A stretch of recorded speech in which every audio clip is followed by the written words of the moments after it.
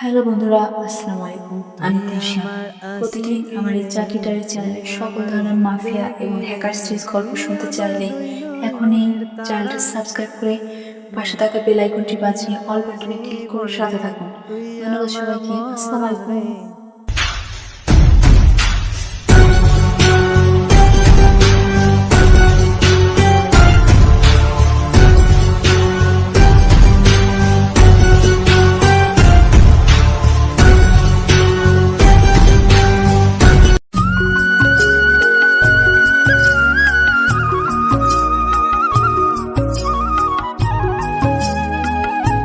বড় পুরুষের রুমে শাড়ি চেঞ্জ করতে তোমার একটু বিবেকে বাঁধলো না, নাকি সব নিজে থেকে প্ল্যান করেছো?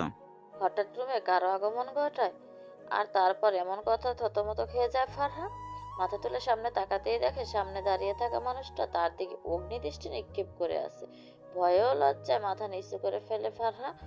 আজ প্রথম শাড়ি পরে বান্ধবীর বিয়েতে এসেছে ফারহা। আজ গায়ে হলুদ, বাকি সব বান্ধবীরা হলুদ রঙের শাড়ি পরে এসেছে, তাই বাধ্য হয়ে ফারহাকেও পরতে হয়েছে শাড়ি। কিন্তু এখানে আসার পর দৌড়ে আসা একটা ছেলের সাথে ধাক্কা খেয়ে নিচে পড়ে যায় সে। ছেলেটা পেছনে না তাকিয়ে সোজা চলে গেল। একরাশ বিরক্ত নিয়ে উঠে দাঁড়ালো ফারহা। দেখে সুন্দর করে পরে আসা শাড়িটা এলোমেলো হয়ে গেছে। ছেলেটাকে মনে মনে গালি দিয়ে সামনে এগিয়ে গেল সে। দেখে বাকি বান্ধবীগুলো আইরিনকে নিয়ে ব্যস্ত হয়ে পড়েছে। তার দিকে তাকানোর মতো সময় নেই তাদের। তখনই আইরিনের মা লতা রহমান তার কাছে এগিয়ে এসে সমস্যার কথা জানতে চাইলে ফারহা খুলে বলে সব। এক হাতে শাড়িটা ধরে আন্টির সাথে হাঁটা ধরল সে। যাই হোক, আগে শাড়িটা গুছিয়ে নিতে হবে। এবারে প্রায় সারা বাড়ি জুড়েই মানুষের ছড়াছড়ি, তার মাঝে একটা রুম ফাঁকা। আর তা হলো আব্রাম ভাইয়ের, আইরিনের বড় ভাই। তার রুমে কাউকে ঢুকতে দেয় না সে, নিজেই রুম পরিপাটি করে রাখে। এরপর কারো প্রবেশ নিষিদ্ধ। সেই সুবাদে আজও রুম ফাঁকা পড়ে আছে। তাই লতা রহমান তাকে আব্রামের রুমে ঢুকিয়ে বলল, আবরার এখনো বাইরে আছে, ও আসার আগেই চেঞ্জ করে নাও। ওর রুমে কেউ এসেছে, তা দেখলে তুলকালাম কাণ্ড ঘটিয়ে বসবে সে। ঘুমায় দৃষ্টিতে সাত পাঁচ না ভেবে রুমে ঢুকে শাড়ি ঠিক করতে লাগলো ফারহা। যেহেতু এই রুমে কারো আসা নিষেধ, তাহলে একেবারে নিশ্চিন্তে থাকতে পারে সে। সবশেষে একটু ঝুঁকে শাড়ির কুচি ঠিক করছিল, তখনই আব্রাম রুমে আসে। আর এসব কাণ্ড দেখে এত কথা শুনিয়ে নিল ফারহাকে। চুপ মাথা নিচু করে দাঁড়িয়ে আছে ফারহা। আব্রামের ভয়ে হাত কাচুমাচু করে বারবার। মানুষটাকে ভয় পাওয়ার কিছু কারণ আছে। তার চোখে সবচেয়ে বেশি মানুষের রাগ নাম হলো আবরাম আহমেদ। তাছাড়া আর একটা পরিচয় হলো ফারহাদের কলেজে নতুন জয়েন করেছে। জন্মের পর মনে হয় তাকে মধুর বোতলে লবণ খাওয়ানো হয়েছে, তাই তার আচরণ নোনতা টাইপের। কলেজে তখন প্রথম প্রথম জয়েন করে, তখন কথায় কথায় একদিন ফারহা তার বান্ধবীদের বলে ফেলেছিল তার আব্রাহামের স্যারকে ভালো লাগে। সেটাকে বাকি বান্ধবীরা টানাটানি করতে করতে আব্রাহামের কান অব্দি চলে গেল। সেদিন কলেজ ছুটির পর কোচিং ক্লাসে কান ধরে দাঁড় করিয়ে রেখেছিল তাকে। এই মুহূর্তে ফারহার দিকে অগ্নি দৃষ্টি নিক্ষেপ করে আছে আব্রাম। ফারহার নীরবতা দেখে সে আবারও রাগী গলায় বলল, এখন মুখ তোলা পড়ে গেছে নাকি? এমন ভাব ধরলে মনে হচ্ছে কিছুই জানো না। মানে আমাকে আকৃষ্ট করতে আর কতটুকু নিচে নামবে তুমি? ফারহা এবার নিচের দিকে তাকিয়ে থাকা অবস্থায় বলল, আমি এসব কখনোই ভাবিনি। আমি জাস্ট বিপদে পড়ে আপনার রুমে এসেছি। আপনি যেমনটা ভাবছেন মোটেও আমার এমন কোনো উদ্দেশ্য নেই। বিশ্বাস না হলে আপনি আন্টিকে জিজ্ঞেস করতে পারেন। ফারহার কথায় আব্রাম আরেকটু রাগী স্বরে বলল। শাট আপ, নাটক বন্ধ করো তোমার। তখনই রুমে লতা রহমান আসে। আব্রামের দিকে চেয়ে বলল, কি হয়েছে? তুই শুধু শুধু মেয়েটাকে এত ধমকাচ্ছিস কেন? ও কি করেছে তুমি জানো? কত বড় সাহস এই মেয়ের আমার রুমে আসে! ছেলেকে থামিয়ে দিয়ে লতা রহমান বলল, জানি আমি, সে এমনি এমনি তোর রুমে আসেনি। বাইরে কারোর সাথে যেন ধাক্কা লেগে পড়ে গিয়েছিল, সব এলোমেলো করে ফেলেছিল। তারপর আমাকে বললে আমি এখানে নিয়ে আসি। সারা বাড়িতে এখন মেহমান, একমাত্র তোর রুমটাই ফাঁকা ছিল, তাই তাকে বললাম তাড়াতাড়ি ঠিক করে বেরিয়ে আসতে। তো এখানে দোষের কি আছে? মেয়েটা বিপদে পড়েছে, তাই বাধ্য হয়ে এই রুমে নিয়ে আসলাম আমি। আব্রাম আর কিছু না বলে ফারহার দিকে মাথা তুলে তাকালো। কিছু না বলে চুপচাপ নিচের দিকে চেয়ে রুম থেকে বেরিয়ে গেল ফারহা। কে ভাবে কি নিজেকে, মুখ গোমরা করে চুপচাপ আইরিনের কাছে গিয়ে সে বলে, থাকবো না আমি তোর বিয়েতে, এক্ষুনি চলে যাচ্ছি। বান্ধবীর বিয়েতে এসেছি, কারোর অপমান সহ্য করতে আসিনি আমি। আইরিন তার দিকে চেয়ে বলল। তোর আবার কি হলো? কে অপমান করছে তোকে? ফারহা একবার বান্ধবীদের দিকে চেয়ে চোখ বুলিয়ে নিল। কারণ আব্রাহাম স্যারের কথা বললে নির্ঘাত তাকে নিয়ে হাসাহাসি শুরু করবে সবাই। তবুও হাত কাচুমাচু করে বলল, কে আর তোর সেই গুণধর ভাই? একটু বিপদে পড়ে তার রুমে ঢুকেছি, এতে কি এমন মহাভারত অশুদ্ধ হয়ে গেল? ফারহার কথায় মুখ চেপে হেসে উঠল আইরিন, যেন এক মহা জোকস শুনেছে সে। তারপর হাসি থামিয়ে বলল, তুই ঘুরে ফিরে ভাইয়ার উঠানে কেন আছাড় খাস? আর তুই জানিস না ভাইয়ার রুমে আমরা ব্যতীত ঘরের বাইরের কোনো প্রবেশ নিষেধ? ফারহা একটু রেগে বলল। আমি কি জানতাম নাকি বাড়িতে তোর ভাই এত রুলস নিয়ে চলে? আইরিন আবারও হেসে বলল, ভাইয়ার অনেক রুলস আছে, ওগুলো না জানলে কি হবে ভাবিজি? না হলে তো পরে দেখা যাবে সারা জীবন ভাইয়ার হাতে মার খেতে হবে। আইরিনের কথায় হো হো করে হেসে উঠল সবাই, যাতে রাগটা আরো বেড়ে গেল। ফারহা আইরিনের দিকে চেয়ে বলল, কনের 3 ইঞ্চি বরাবর একটু কষিয়ে খেলে তখন মজা নেওয়া বের হয়ে যাবে তোর। আর ভাবি ডাকোস কাকে? আমি কি তোর ভাইকে বিয়ে করার জন্য বসে আছি নাকি? ফারহার কথায় আবারও হেসে উঠল সবাই।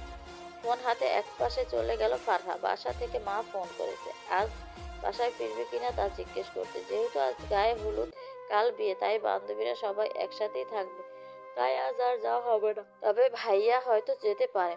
ফোন রেখে আসার সময় হঠাৎ চোখ পড়লো একটা ছেলে আর একটা মেয়ে একে অপরকে জড়িয়ে ধরে গভীরভাবে চুম্বন করছে। যখন খেয়াল করলো ছেলেটা আর কেউ না, তারই ভালোবাসার মানুষ সাদাপ। মুহূর্তে বুকটা কেঁপে উঠলো তার, জেগে উঠে এক তীব্র কষ্ট। সাদাপের 2 বছরের সম্পর্ক থাকার পর যখন বছর খানেক আগে ব্রেকআপ হয়েছিল, তখন খুবই আবেগপ্রবল ছিল ফারহা। কত রাত জেগে কেঁদেছিল আর কোনো হিসাব নেই। ওই দিনের কথা মনে পড়তে বুকটা এখনো শূন্য মনে হয় তার। সবই ঠিকঠাক ছিল, বাট একদিন সাদাপ তাকে বলল তার সাথে রুম ডেটে যেতে হবে, কিন্তু তা সরাসরি না বলে দেয় ফারহা। সে বিয়ের আগে এই ধরনের কোনো সম্পর্কে জড়াবে না। আর ওই দিনই সাদাপ একটা কথা বলল, হয়তো তার কথা মেনে নিবে, নয়তো ব্রেকআপ। ফারহা কয়েকদিন কান্নাকাটি করে সাদাপকে অনেকভাবে বোঝানোর ট্রাই করেছিল, কিন্তু সাদাপের একটাই কথা, হয় রুম ডেট নয়তো ব্রেকআপ। পরে অনেক কষ্টে নিজেকে শক্ত করে ফারহা সাদাপের নেওয়া 2টা অপশন থেকে ব্রেকআপটাই বেছে নিল। সে সরে গেল সাদাপের জীবন থেকে। কিন্তু আজ 1 বছর পর হঠাৎ সাদাপকে দেখে তার আবারও এই অবস্থায়। সে নিজেও জানে না প্রথমের জন্য তার কেন এত কষ্ট হচ্ছে। সে তো একটা ফ্লোর, তার জন্য কষ্ট হবে কেন? চোখ জল অনুভব করতে ওয়াশরুমে গিয়ে পানি ছিটিয়ে নিল ফারহা। মুখ মুছে নিজেকে স্বাভাবিক করে বেরিয়ে আসে। তখনই সাথী এসে তাকে ডেকে নিয়ে গেল। আইরিনকে মেহেদি পরাতে হবে, কারণ ফারহা খুব ভালো মেহেদি পরাতে পারে। আইরিনের হাতে খুব যত্ন করে মেহেদি পরিয়ে দিল সে। তখনই পাশে এসে দাঁড়ায় আবরাম। আইরিনের মেহেদি পরা হাতের দিকে তাকিয়ে রইল। আইরিন একটু হেসে বলল, দাঁড়িয়ে আছো কেন ভাইয়া? আমার পাশে বসো। আইরিনের পাশে বসে আবরাম মাথায় হাত বুলিয়ে বলল। খুব সুন্দর লাগছে তোমার পুচকি বোনটাকে। আইরিনের হাতে মেহেদি পরানো শেষ হলে ফারহার দিকে চেয়ে আইরিন বলে, নে এবার ভাইয়াকেও আমার মতো করে সেম ডিজাইনে মেহেদি এঁকে দে। আবরাম একটু ভুরু কুঁচকে বলল। আমি কেন মেহেদি লাগাতে যাব? বিয়েটা তোর, আমার না। আইরিন একটু ঠোঁট ফুলিয়ে বলল, ছোটবেলা থেকে যা করেছি দুজন একসাথে করেছি না? তুমি যা করতে আমিও তাই করতাম, তুমি যা খেতে আমিও তাই খেতাম। এখন আমি মেহেদি লাগিয়েছি, তোমাকেও লাগাতে হবে। আব্রাহাম আর একটু ভুরু কুঁচকে বলল।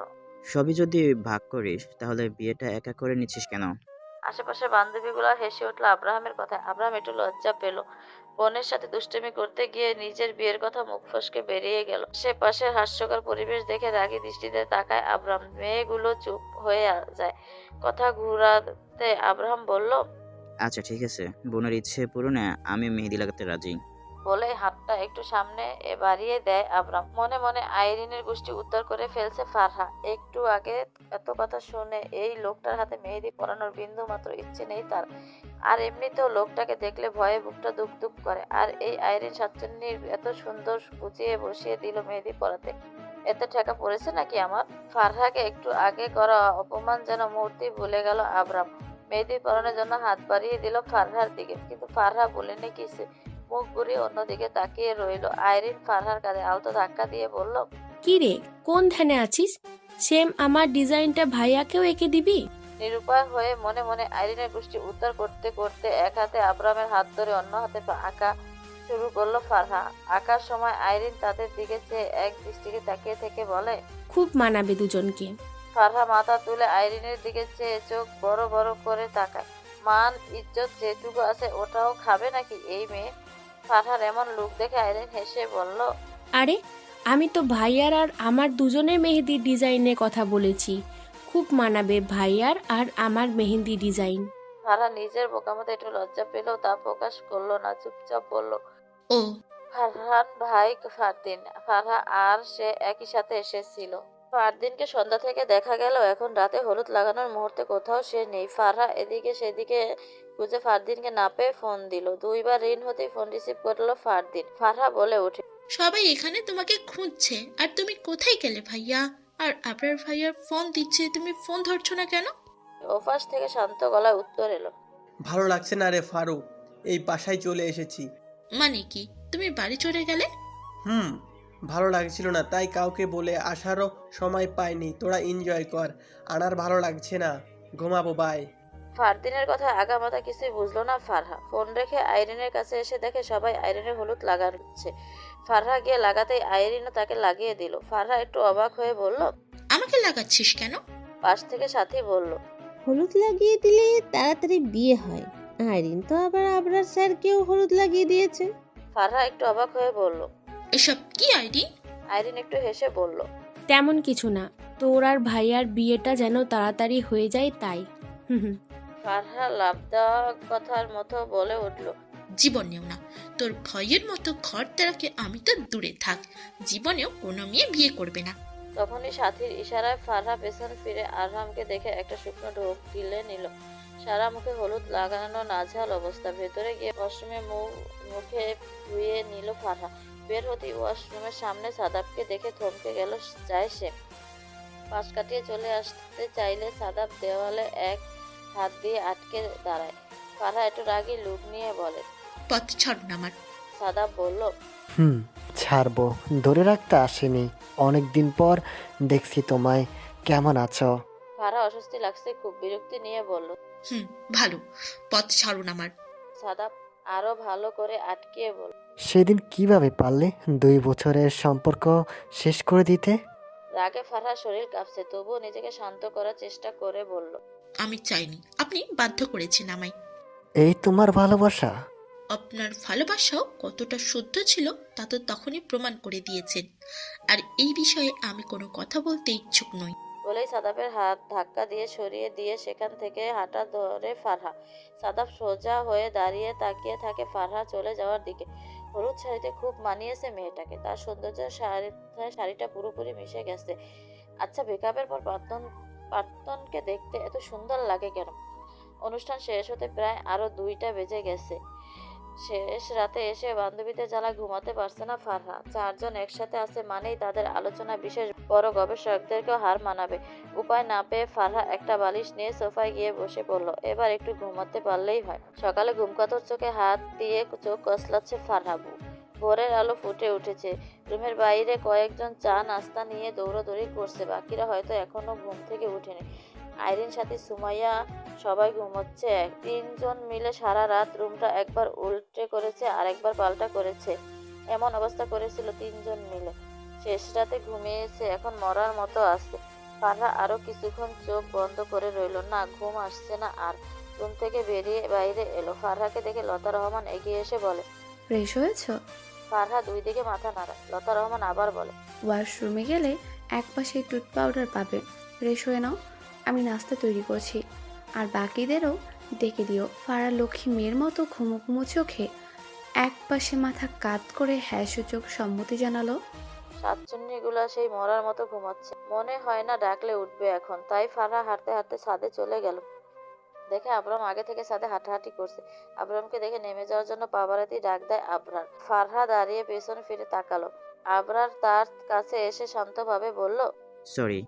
ফারহা একটু ভুরু কুঁচকে বলল, সরি কেন? আবরাম শান্তভাবে বলল, কালকের ব্যবহারের জন্য।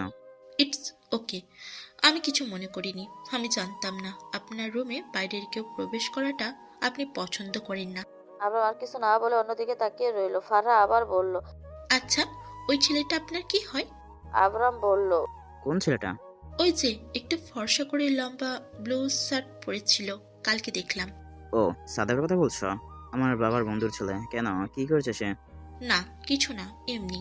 বলেই নিচে চলে আসলো ফারহা। রুমে এসে বাকি বান্ধবীদের টেনে তুললো। 9টা বাজে, এখনো পরে পরে ঘুমাচ্ছে।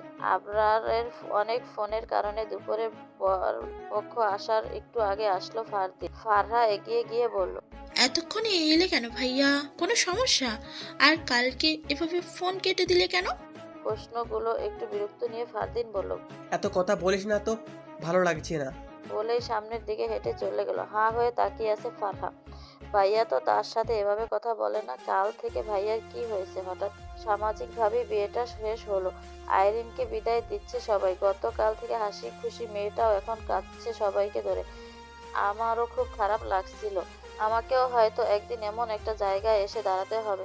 সাদাবকে গতকাল রাতে দেখছিল সে, আর বিয়ের আগে দুপুরবেলা এসেছে। ফারহার সাথে কথা বলতে চেয়েছিল বারবার, বাট সুযোগ পায়নি দেখে হয়তো হয়নি।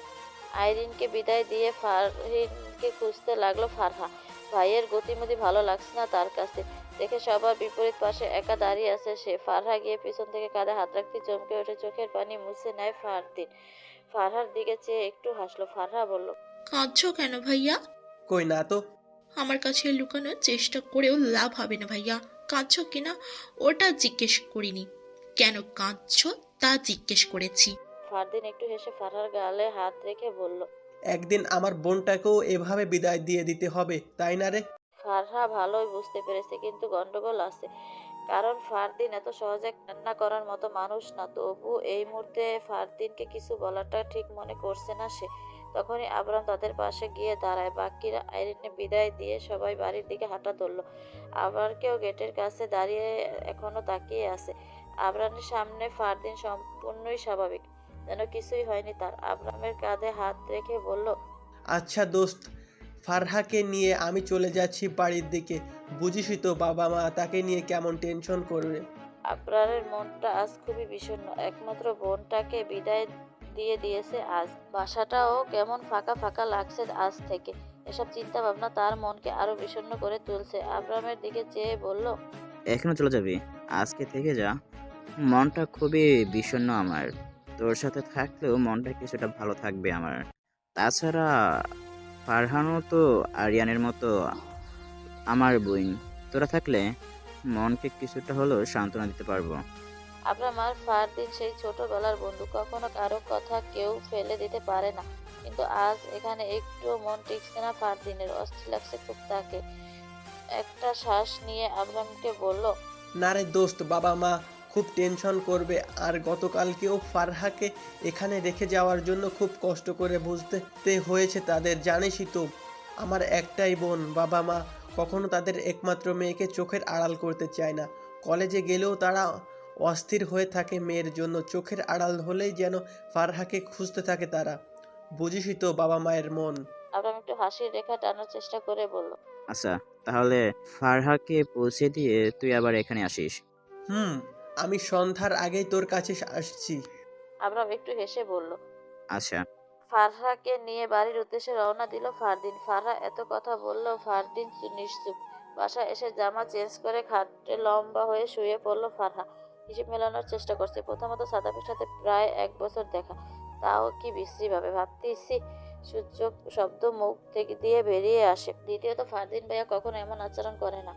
আর ফারদিনকে ছোট থেকে তেমন একটা কাঁদতে দেখেনি ফারহা। কিছু কারণ তো নিশ্চয়ই আছে, যা ভাইয়া বারবার আড়াল করতে চাইছে। আর শেষে হলো কালকে আবরামের সাথে ঘটে যাওয়া মুহূর্তগুলো।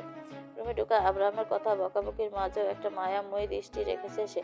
কিছুক্ষণ পর আবার সব রাগ হাওয়া হয়ে গেল। তাকে মেহেদি লাগিয়ে দেওয়া মুহূর্তটা, সকালে ছাদে দুজন একা একা কথা বলা, সময়গুলো বারবার চোখের সামনে ভেসে উঠছে তার।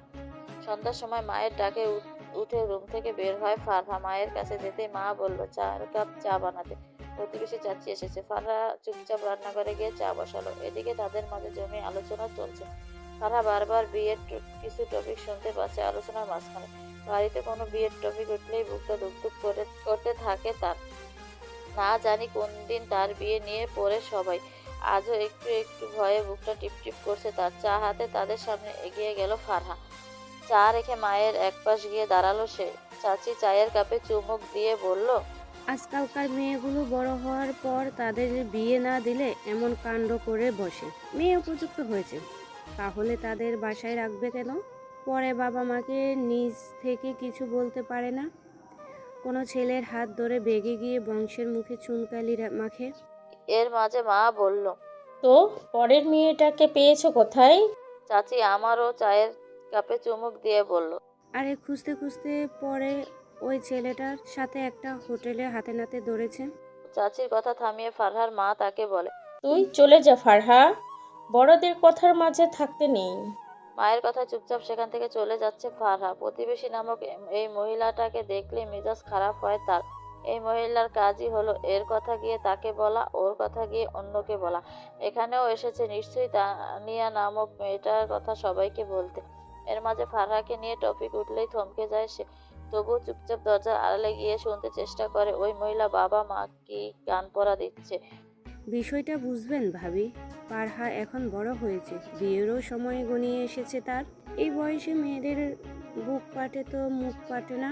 বিয়ে না দিলে পরে দেখবেন সেও অন্য কারোর সাথে চলে যাচ্ছে। এর মাঝে বাবা তাকে থামিয়ে দিয়ে বলল, এতক্ষণে অন্ডার গীত গাইছেন, কিছুই বলিনি, কিন্তু শেষে আমার মেয়েকে নিয়ে যে বাড়িতে 2-3 লাইনে অ্যাড করলেন, এগুলো আর কখনো বলার চেষ্টা করবেন না, বিশেষ করে আমার সামনে কখনো বলবেন না। চাচি নির্লজ্জের মতো আবারও বলল, আরে ভাইজান, তানিয়ার মা ও এই কথাই বলেছিল। এখন ঠিকই তো মেয়ে এমন কাণ্ড করেই বসেছে। বাবা আবার বলল, আমাদের মেয়ের প্রতি আমাদের পুরো বিশ্বাস আছে। আমাদের মেয়ের কখনো আমাদের কথার বাইরে যায়নি, আর কখনো যাবে না। এর মাঝে মা ফোরন কেটে বলল, আর ফারহা, কখনই এমন কাজ করলে তাকে মেয়ে হিসেবে স্বীকারই করব না। আমরা ত্যায্য মেয়ে করে দিব, তবুও কখনো অন্যায়কে প্রশ্রয় দিব না। একটা কথায় যেন ভয়ে বুকটা কেঁপে উঠল ফারহার। মায়ের কথায় বুকটা দুকদুক করলেও বাবার কথা শুনে ভালো লাগছে যে তার প্রতি তাদের কত বিশ্বাস। সারা বাড়িতে কোলাহলপূর্ণ পরিবেশ। আসার সময় সারা রাস্তা কেটেছিল আইরিন। আইরিন অনেকের কাছেই শুনেছে বিয়ের পর স্বামীর বাড়ি যাওয়ার সময় মেয়েটা কান্না করলে তাদের হাজবেন্ড অনেকভাবে বোঝানোর ট্রাই করে, তাদের কতভাবে কথা বলে, তাদের স্বাভাবিক করার চেষ্টা করে। কিন্তু আইরিনের হাজবেন্ড মাহিন তার দিকে একবারের জন্য ফিরেও তাকায়নি। পুরোটা সময় আইরিনের কাছে দূরে বসে বাইরের দিকে তাকিয়েছিল। তখন রাত অনেক হয়েছে, সারা ঘর জুড়ে কোলাহল, বাট এখনো আসার পর মাহিনকে এক মুহূর্তের জন্য চোখে পড়ছে না তার। এখানে প্রায় সবাই অচেনা, মাহিনকে একটু চিনে, তাও বিয়ে হয়েছে নিজের স্বামী এটা ভেবে। বিয়ে ঠিক হওয়ার পর তেমন কথা বা সুযোগ পায়নি তার সাথে। ফ্যামিলিগতভাবে ঠিক হয়ে হুটহাট হয়ে গেছে সব। আইরিন প্রথমে কান্না করলেও মাহিনের ছবি দেখার পর সে রাজি হয়ে যায়। আইরিনকে একটা সাজানো ঘরে বসিয়ে দিয়ে চলে গেল সবাই। একা একা বসে আছে সে, বারবার মাথা তুলে দরজার দিকে তাকিয়ে দেখছে মাহিন আসছে কিনা। কিন্তু প্রায় ঘন্টাখানেক হতে চলছে, এখনো মাহিনের খবর নেই। ভয়ে বুক দুকদুক করছে আইরিনের। তার সামনে কি বলছে সে, কি করবে কিছুই ভেবে পাচ্ছে না, তবু অপেক্ষা করে যাচ্ছে চুপচাপ। এদিকে ব্যালকনির ফ্লোরে বসে দেয়ালের সাথে হেলান দিয়ে চুপচাপ আকাশের দিকে চেয়ে আছে ফারদিন। হাতে আইরিনের একটা ছবি, চক্ষু যুগল রক্তিম আভা ধারণ করে আছে তার। গতকাল রাতেও দিনের বেলা ভাইয়ার অদ্ভুত আচরণটা নিয়ে টেনশন কমছে না ফারহান। তাই বিষয়টা জানতে ভাইয়ের রুমের দিকে আগাতে তাকে সে। রুমে এসে ফারদিনকে না দেখে ব্যালকনিতে আসে সে, দেখে ফারদিন হাতে কাগজ আঁকিবুকি কিছু নিয়ে ফ্লোরে বসে আছে। ফারহা এগিয়ে গিয়ে তার কাছে বসলো। ছবিটা হাতে নিতেই চমকে উঠল সে। ফারদিনের দিকে অদ্ভুত চাহনি দিয়ে বলে, কারণটা তাহলে এটা ছিল ভাইয়া? তাহলে কেন আগে কাউকে কিছু বলেননি? ফারদিন এবার কেঁদে উঠে বলে, আজ ওর বাসর, বিয়ে হয়ে গেছে ওর। বন্ধুর বোন দেখে মান সম্মানের দিকে তাকিয়ে চাইলেও কিছু করতে পারিনি আমি। আবরার স্যার কিন্তু সেই হ্যান্ডসাম, তাই না দোস্ত? রাত কেলিয়ে কথাটা বলল সাথী। আইরিন পাশ থেকে বলল, আমার ভাইয়াটাকে কি তোরা চোখ দিয়ে গিলে খাবি নাকি? সাথী মুখ দিয়ে অসুসুক শব্দ ছেড়ে বলল, সুন্দরকে সুন্দর বলবো না তো কি বলবো? মুখ ফসকে পাশ থেকে ফারহা বলল, আমারও সেকে খুব ভালো লাগে। ফারহার কথায় কেউ কিছু বলছে না। ফারহা পেছনে তাকিয়ে দেখা মাত্র আবরাম তাদের পাশ দিয়ে হেঁটে গেল। মতি জিভে ছোট্ট একটা কামড় দিল ফারহা। ইসরে, স্যার কিছু শুনে ফেলেনি তো? কিন্তু তা নিয়ে আলোচনা বন্ধ হয়নি ফ্রেন্ডদের মহলের মাঝে। ক্লাসেও চলছিল লুকিয়ে আলোচনা। সেটা সূত্র ধরে আবরাম স্যার সারা ক্লাস কান ধরে দাঁড় করিয়ে রেখেছিল। শেষে যাওয়ার সময় আস্তে করে বলল, এখন তোমার পড়াশোনা করার বয়স, এসব করার বয়স না। এরপর থেকে আইরিন তাকে ভাবি বলে সম্বোধন করে। মাঝে মাঝে আইরিন বলতো আবরাম ফারহাকে পছন্দ করে, তো সেটা আইরিন বুঝে, বাট তা আবরার প্রকাশ করতে চায় না। এসব নিয়ে ফারহাকে কতটা দিন খেপিয়েছে তা হিসাব নেই, বাট আজ ফারদিনের মুখে কিছু কথা শুনে সকল চিন্তা ভাবনা হাওয়া উড়িয়ে গেল তার। আইরিনের ছবি হাতে নিয়ে ফারদিনকে এভাবে কাঁদতে দেখে ফারহা বলল, এত যখন ভালোবাসতে তাহলে কাউকে বলনি কেন এতদিন? কেন চুপ করেছিলে ভাইয়া? কাউকে না বললেও অন্তত আমি বলতে, তুমি যা হওয়ার তা পরে দেখা যেত। কেন চুপ থেকে এখন আফসোসের পাহাড় বইছো? ফারদিন চোখে পানি মুছে নিজেকে স্বাভাবিক করে বলল, আমি চাইনি আইরিনের বিষয়টা নিয়ে আমাদের মাঝে বন্ধুত্ব শেষ হয়ে যাক, আর আবরার এটা কখনোই মেনে নিত না। তুই তো জানতি আমাদের বেস্ট ফ্রেন্ডের তালিকায় 3 জন ছিলাম। ফারহা একটু ভেবে বলল, তুমি আবরার ভাই আর সোহেল ভাই, কিন্তু সোহেল ভাইয়ের সাথে তোমাদের সম্পর্ক নষ্ট হয়ে যায়। আবরার ভাইয়া নাকি চর মেরেছিল তাকে। ফারদিন বলল, কিন্তু আবরার সেদিন কেন এমন করেছিল জানিস? ফারহাদ 2 দিকে মাথা নাড়িয়ে না বলল। ফারদিন একটু মুচকি হেসে বলল, সোহেল তোকে পছন্দ করতো, আর সেটা আমাকে সরাসরি বলতে পারেনি দেখে আবরারকে বলে আমায় রাজি করাতে চেয়েছিল, কিন্তু আবরার সেদিন সোহেলের সাথে খুব খারাপ ব্যবহার করেছিল, দুশ্চরিত্র বলে তাড়িয়ে দিয়েছিল, আর বলেছিল বন্ধুর বোন মানে তোর বোন, বোনের দিকে কিভাবে বাজে নজর দিস, কোন সাহসে, দুশ্চরিত্রের সাথে আরও যা তা বলছিল। ফারদিনের কথায় চোখ বড় বড় করে তাকায় ফারহা। এই সামান্য বিষয়টা নিয়ে এত বছরের ফ্রেন্ডশিপ নষ্ট হয়ে গেল তাদের। ফারদিন আবারও বলতে লাগলো, সেই দিনই আইরিনের বিষয়টা মনের ভেতর মাটি চাপা দিয়েছিলাম আমি। মাঝে মাঝে আফসোস হতো কেন আবরারের বন্ধু হতে গেলাম, আবার এটা ভেবেও নিজেকে সান্ত্বনা দিতাম তার মতো বন্ধু পাওয়াও তো ভাগ্যের ব্যাপার। মাঝে মাঝে মনে হয় আমার বন্ধু না, যেন 2 ভাই। হালকা ভয়ে যেমন ফারহার বুকের ভিতর টিপ টিপ শব্দ তৈরি করে, তেমন আজও বুকের ভিতর টিপ টিপ করতে শুরু করলো। এত কাহিনী আগে জানলে কখনো আবরামের প্রতি তার এত ফিলিংস কাজ করতো না।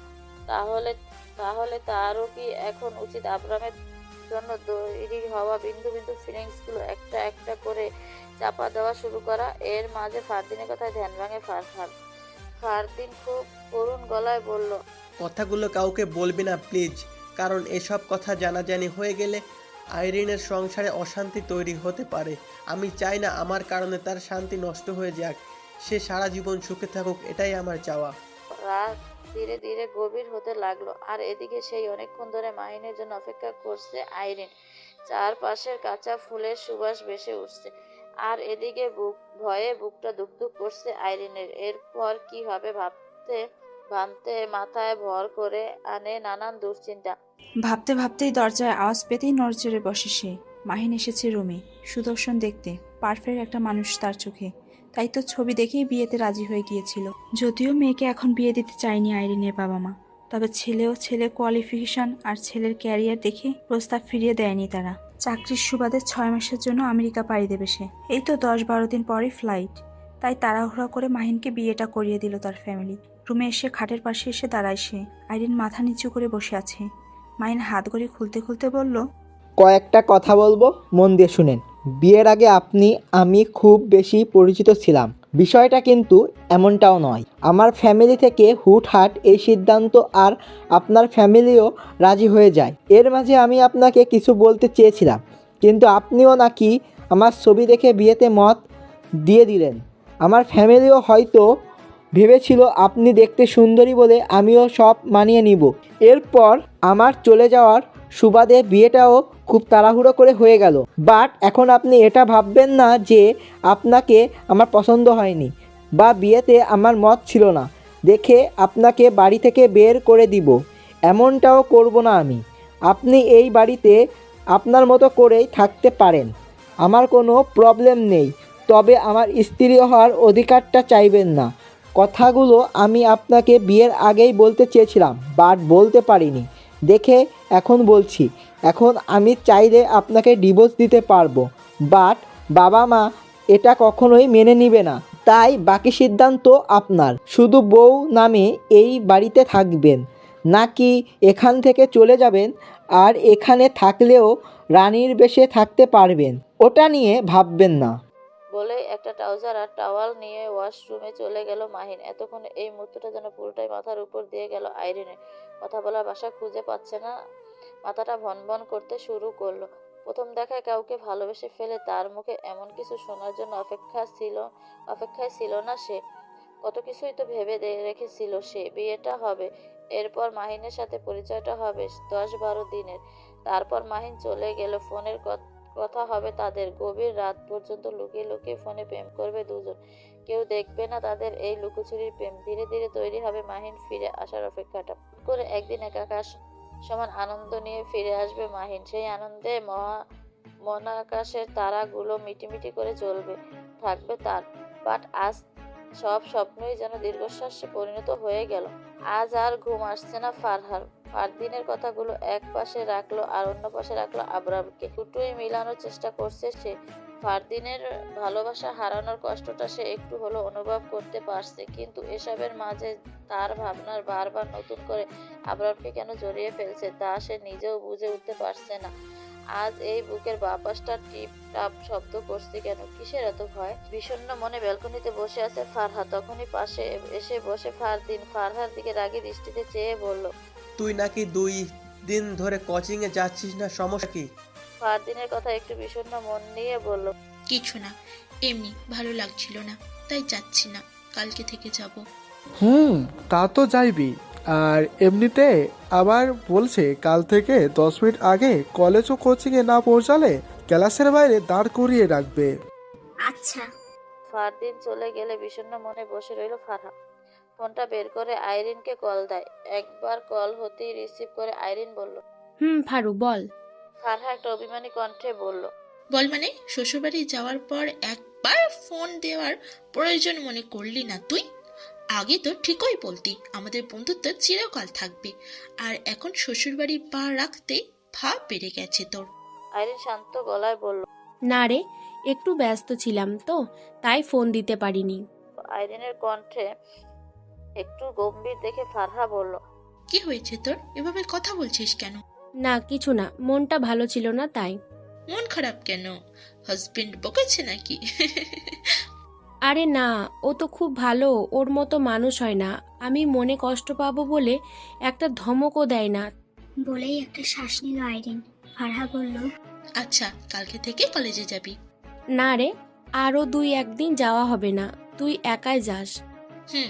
কোচিংয়ে যাওয়া হয় না, কাল থেকে না গেলেও তোর বজ্জাত ভয় নাকি ক্লাসের বাইরে দাঁড় করিয়ে রাখবে। আইরিন একটু হাসার চেষ্টা করে বলে, বিয়ের আগেই এত অত্যাচার শুরু করেছে আমার ভাবিটার ওপর। চুপ, একদম বাজে বকবি না। তোর ভাই আমারও ভাই, তাই ভাই ইজ ভাই, অন্য কিছু না। থাক, ঢং করা বাদ দে, জানি না আমি। চুপ কর তো, ফোন রাখ। ফোন রাখার পর রুম থেকে মায়ের ডাক কানে ভেসে আসলো, ফারু খেতে আয়।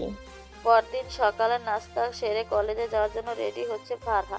কাঁধে ব্যাগ নিয়ে বেরিয়ে বলল সে। রাস্তার পাশ ধরে হাঁটতে একটা খালি রিক্সা চোখে পড়ছে না। হঠাৎ পেছন থেকে ফারহা ফারহা বলে কারো ডাক শুনতেই থমকে পিছে ফিরে তাকায় সে। দেখে সোহেল ভাই দৌড়ে তার সামনে এসে হাঁপাতে লাগলো। তারপর সোজা হয়ে দাঁড়িয়ে বলল, কেমন আছো? যদিও তার সাথে ফারহা কথা বলতে ইচ্ছুক নয়, তবুও ভদ্রতার খাতিরে বলল, জি ভালো, আপনি কেমন আছেন? মোটামুটি। তোমাকে কতক্ষণ ধরে ডাকছিলাম, শুনতে পাওনি? খেয়াল করিনি। ও আচ্ছা।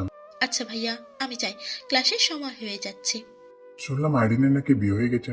জি, ঠিক শুনেছেন। তুমি কি বিরক্ত হচ্ছ? আসলে ভাইয়া, বিষয়টা এমন না, ক্লাসে দেরি হয়ে যাবে তো তাই। আরে একদিন দেরি হলে কিছু হয় না। আপনার কিছু হবে না, তবে আমার জন্য এটাও অনেক কিছু।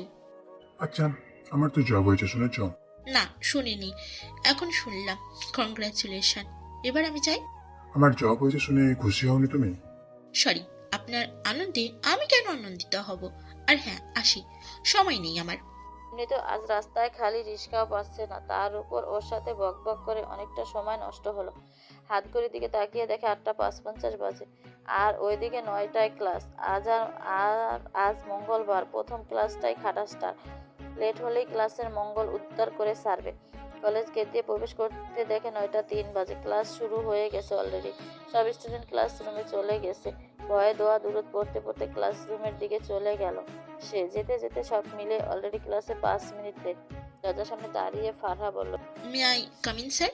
ভেতরে থেকে কড়া গলায় জবাব, no, stand outside the door. Sorry sir, আর এমনটাও হবে না, আসলে এই গাড়ি পেতে লেট হয়ে গেছে। No excuse. একরাশ বিরক্তি নিয়ে ক্লাসের বাইরে দাঁড়িয়ে আছে ফারহা। সোহেলকে মনে মনে ইচ্ছা মতো গালি দিচ্ছে সে। ওর কারণেই একটা গাড়ি মিস করেছিল তখন। অবশেষে পাক্কা 10 মিনিট পর ক্লাসে প্রবেশ করার অনুমতি পেল সে। কি ভাবিজি, শুনলাম আজ নাকি ক্লাসের বাইরে দাঁড় করিয়ে রেখেছিল তোমাকে? আমার ভাইয়াটা পারেও বটে। আইরিনের কথায় মাথাটা এবার আরো গরম হলো তার। রাগ নিয়ে বলল, তোর ভাই যেমন একটা খাটাস, ঠিক তেমন তুইও একটা খাটাস। একজন নাচে আর একজন তালি বাজায়। আচ্ছা শোন, কাল থেকে আমিও যাব কলেজে। সত্যি? এখানে সারাদিন বসে থাকতে ভালো লাগে না। আচ্ছা চলে আয়, মজা হবে অনেক। পরদিন একটু আগেই ভার্সিটিতে চলে গেল তারা। ক্লাসরুমে ব্যাগ রেখে বাইরে আড্ডা দিচ্ছিল বান্ধবীরা মিলে। কিছুক্ষণ পর ক্লাসের সময় হওয়ায় সবাই ক্লাস কক্ষের দিকে হাঁটা ধরল। টেবিলে এসে বসে ব্যাগ সরাতেই একটা ঝটকা খেলো ফারহা। দেখে ব্যাগের নিচে একটা গোলাপ ফুল আর একটা চিরকুট। চিরকুট না, এটাকে চিঠি বলা যায়, কারণ চিরকুট হলে লেখা অল্প হতো আর এখানে লেখা অনেক। আর শেষে ছোট্ট করে লেখা ইতি আবরার। ভয়ে হাত পায়ে হালকা কাঁপুনি তৈরি হলো তার। আবরামকে হুট করে চিঠি আর ফুল কেন দিল? সে তো এমনটা করবে বলে কল্পনাও করতে পারেনি ফারহা। তবুও সকালের আড়ালে চিঠি আর ফুলটা ব্যাগের ভিতর ঢুকিয়ে দিল ফারহা। নিজেকে স্বাভাবিক করার চেষ্টা করলো। ক্লাসে মন বসছে না কিছুতেই। প্রথম ক্লাসটা শেষ হতেই ব্যাগ থেকে হালকা বের করলো চিঠিটা। একটু একটু পড়তে শুরু করলো। প্রিয় চোরাবালি, প্রথমে অবাক হচ্ছ সম্বোধনটা দেখে, ভাবছ চোরাবালি আবার কেমনে সম্বোধন। তবে এটারও যথেষ্ট কারণ আছে। তোমায় যেদিন প্রথম দেখেছি সেদিন থেকেই ধীরে ধীরে কখন তোমার প্রেমে পড়ে গেলাম তা নিজেও বুঝতে পারিনি। তোমার মাঝে সেভাবেই হারিয়ে যেতে শুরু করলাম, যেভাবে কোনো মানুষ চোরাবালিতে পড়লে নিজেকে হারিয়ে ফেলে। আমিও ঠিক সেভাবেই তোমার মাঝে হারিয়ে ফেলেছি নিজেকে। আহত হয়েছি তোমার মায়াবী চোখের দৃষ্টিতে। আমি আহত, ভীষণ আহত। ইতি আবরার। চিঠিটা পড়ে হাত পা কাঁপতে শুরু করলো ফারহার। এগুলো কি সব লিখেছে আবরাম স্যার? তাহলে কি সত্যি আবরাম স্যার তাকে ভালোবাসে? তার তো আজ বিশ্বাসই হচ্ছে না। চিঠিটা ব্যাগে ঢুকিয়ে ব্যাগের উপর মাথাটা রেখে মুখ লুকিয়ে বসে আছে ফারহা। হয়তো এটার জন্য মোটেও প্রস্তুত ছিল না সে। আবরাম স্যার আবার প্রেমপত্র দিয়েছে, এটাও কি সম্ভব? নিজেকে বিশ্বাস হচ্ছে না আজ। তার মতো একটা মানুষের সাথে প্রেমপত্র শব্দটা কিছুতেই মিলছে না। তাহলে কি স্যারও আমার সাথে সত্যিই পছন্দ করে? টেবিলে শোয়ার মতো করে ব্যাগে মাথা রেখে মুখ লুকিয়ে এসব ভাবছে ফারহা। চিঠি আর ফুল দুটোই ব্যাগের মাঝে খুব যত্ন করে লুকিয়ে রেখেছে। তার এখন কি করা উচিত? চিঠির উত্তর দিবে নাকি চুপচাপ বসে থাকাই ভালো হবে? না, উত্তর না দিলে যদি স্যার রাগ করে, এর চেয়ে ভালো উত্তর দেওয়াটা ঠিক হবে। যা হওয়ার তা পরে দেখা যাবে। ক্লাসের ফাঁকে লুকিয়ে খাতার মাঝে একটা লেখা লিখলো সে। অন্যের চোখের দৃষ্টিতে নিজে আহত হয়েছেন, ভালো কথা। তাই বলে এভাবে হুটহাট চিঠি লিখে আরেকজনের হৃৎপিণ্ডে আঘাত করাটা কিন্তু অন্যায়, ভীষণ অন্যায়। এরপর আর ক্লাস মোটেও মন বসেনি তার। ছুটির পর একে একে সব চলে যেতে লাগলো সবাই। ক্লাস খালি হতেই লেখাটা ওই টেবিলে রেখে চলে গেল সে। সোজা হেঁটে গেটের বাইরে পেছন ফিরে তাকালো না। বাসায় আসার পর থেকে অস্থিরতা ভাবটা ধীরে ধীরে বাড়তে লাগলো তার। পরদিন কলেজে আসলে সে একইভাবে আরেকটা চিঠি পেল। সত্যিই তো, এই মারাত্মক অন্যায়ের কি শাস্তি হওয়া উচিত বলো তো? আচ্ছা যাই হোক, তুমি সেই শাস্তিটা নিজ হাতে দিও। একটু হাসলো ফারহা। এই লোকটার সাথে চলাফেরার সাথে চিঠির ভাষাগুলো একদমই বেমানান। আজ আর কিছু লিখলো না ফারহা। বাড়িতে আসার পর থেকে রুমে বসে আসে চুপচাপ। আবরারের কথা ভাবতে বারবার হাসি পায় তার। এমন লাগছে কেন তার? অদ্ভুত। কাল শুক্রবার, কলেজ বন্ধ, একদিন আর দেখা হবে না তাদের। সেটা ভেবে মনটা খারাপ হয়ে ওঠে। বাসার সবাই স্বাভাবিকভাবে চললেও মাহিন প্রয়োজন ছাড়া তেমন একটা কথা বলে না আইরিনের সাথে। তার সবকিছুতেই যেন একটা বিরক্তির ছাপ লক্ষ্য করে আইরিন। আর 2 দিন পরই মাহিনের ফ্লাইট। রুমে বসে ল্যাপটপে কাজ করছিল সে। আইরিন তার কাছে এসে বলল, আপনাকে কিছু বলার ছিল। মাহিন কাজ করতে করতে বলল, বলো। আমি আমার বাবার বাসায় থাকতে চাই, এখানে ভালো লাগছে না আমার। মাহিন এখনো কাজ করতে করতে বলল। আচ্ছা, কাপড় চোপড় গুছিয়ে রাখবেন, কাল সকালে যাবেন। আইরিন কিছু বলতে যাবে তার আগে মাহিন তাকে থামিয়ে দিয়ে বলল। বলছি তো, আপনার যেমনটা ইচ্ছা সেভাবেই চলতে পারো, বাবা মাকে আমি ম্যানেজ করে নিব। আইরিন আর কিছু না বলে চুপচাপ চলে গেল সেখান থেকে। সে ভালোই বুঝতে পারছে যে মাহিন তাকে 2 পয়সারও মূল্য দিচ্ছে না। মেয়েদের নাকি 2টা জীবন, একটা বাবার বাড়ি আর একটা নাকি স্বামীর বাড়ি। বাট এখন তার কাছে মনে হচ্ছে তার বাবার আশ্রয়ই তার কাছে সবচেয়ে শান্তি ও নিরাপদ আশ্রয়, বাকি সব মিথ্যা। আজ শনিবার, কলেজে আগেই এসেছে ফারহা। চুপচাপ একপাশে বসে আছে, তার গেটের দিকে তাকাচ্ছে। কখন আবরাম কলেজে আসবে, আজ এই ব্যাটারের সামনে থেকেই ধরবো, দেখি তার কি অ্যাকশন কেমন হয়। বেশ কিছুক্ষণ পর অপেক্ষার পর কলেজ গেট দিয়ে প্রবেশ করলো আবরার। ফারহা হাস্যোজ্জ্বল মুখে চারদিকে তাকিয়ে আবরারের সামনে গিয়ে দাঁড়ালো। আবরারের দিকে এক হাত বাড়িয়ে দিয়ে বলল, লুকিয়ে দেওয়ার প্রয়োজন নেই, সরাসরি দিন। আবরাম একটু অবাক হওয়ার ভঙ্গিতে বলল। মানে? ফারহা সোজাসুজি ভাবেই বলল, ঢং করা লাগবে না, আমি সব জানি। যাই হোক, আসল কথা হলো লুকিয়ে লুকিয়ে প্রেম করতে আমার ভালো লাগে না, তাই যা দেবার সরাসরি দিবেন। আবরাম এবার রেগে বলল। আজ সকালে ফাজলামি করছো আমার সাথে? ফারহা এবার কয়েকটি রেগে চিঠিগুলো বের করে বলল। অ্যাক্টিং ভালো লাগলেও ওভার অ্যাক্টিং কখনোই ভালো লাগে না। তাহলে এই চিঠিগুলো কেন দিয়েছেন? আবরাম এবার একটু স্বাভাবিক হয়ে চিঠিগুলো হাতে নিয়ে চোখ গুলাতে লাগলো। এরপর আর কিছু না বলে চুপচাপ চিঠিগুলো নিয়েই চলে গেল সেখান থেকে। ফারহা এবার বেকুবের মতো দাঁড়িয়ে আছে হাঁ করে। কি হচ্ছে সব যেন মাথার উপর দিয়ে যাচ্ছে তার। আবরাম এমন নীরবতায়ও যেন বিপদের পূর্বাভাস। নিজেকে নিজে প্রশ্ন করতে লাগলো। এই রে, একটু বেশি করে ফেলেছিস নাকি ফারহা? তোকে দিয়ে কখনোই ঠিক কাজটা হয় না। যেখানে যাস সেখানেই একটা গন্ডগোল পাকিয়ে ফেলিস। ক্লাস শুরু হওয়ার পরও বিষয়টা নিয়ে ভাবতে লাগলো। পাশ থেকে সাথী ধাক্কা দিয়ে বলল। কি রে, এমন ভাব নিয়ে বসে আছিস কেন? কারোর সাথে কোনো কথাই বলছিস না? তারা 7-5 না ভেবে চুপি চুপি সবকিছু বলে দিল তাদের।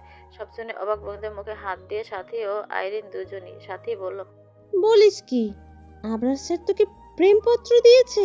ফারহা চুপ করতে বলে চারপাশে তাকালো, কেউ শুনে ফেলছে নাকি দেখতে। এবার সাথী চুপি চুপি বলল, সত্যি? ফারহা মাথা নিচু করে বলল। আইরিন পাশ থেকে বলল, তাই তো তোকে আমি আগে থেকেই ভাবি ডাকি। সাথী আবার বলল, তার মানে তুইও সব জানতি? না, তবে কিছুটা হলেও আন্দাজ করতে পেরেছি ওদের চক্কর। তখনই ক্লাস টিচার লেকচার বন্ধ করে বলল।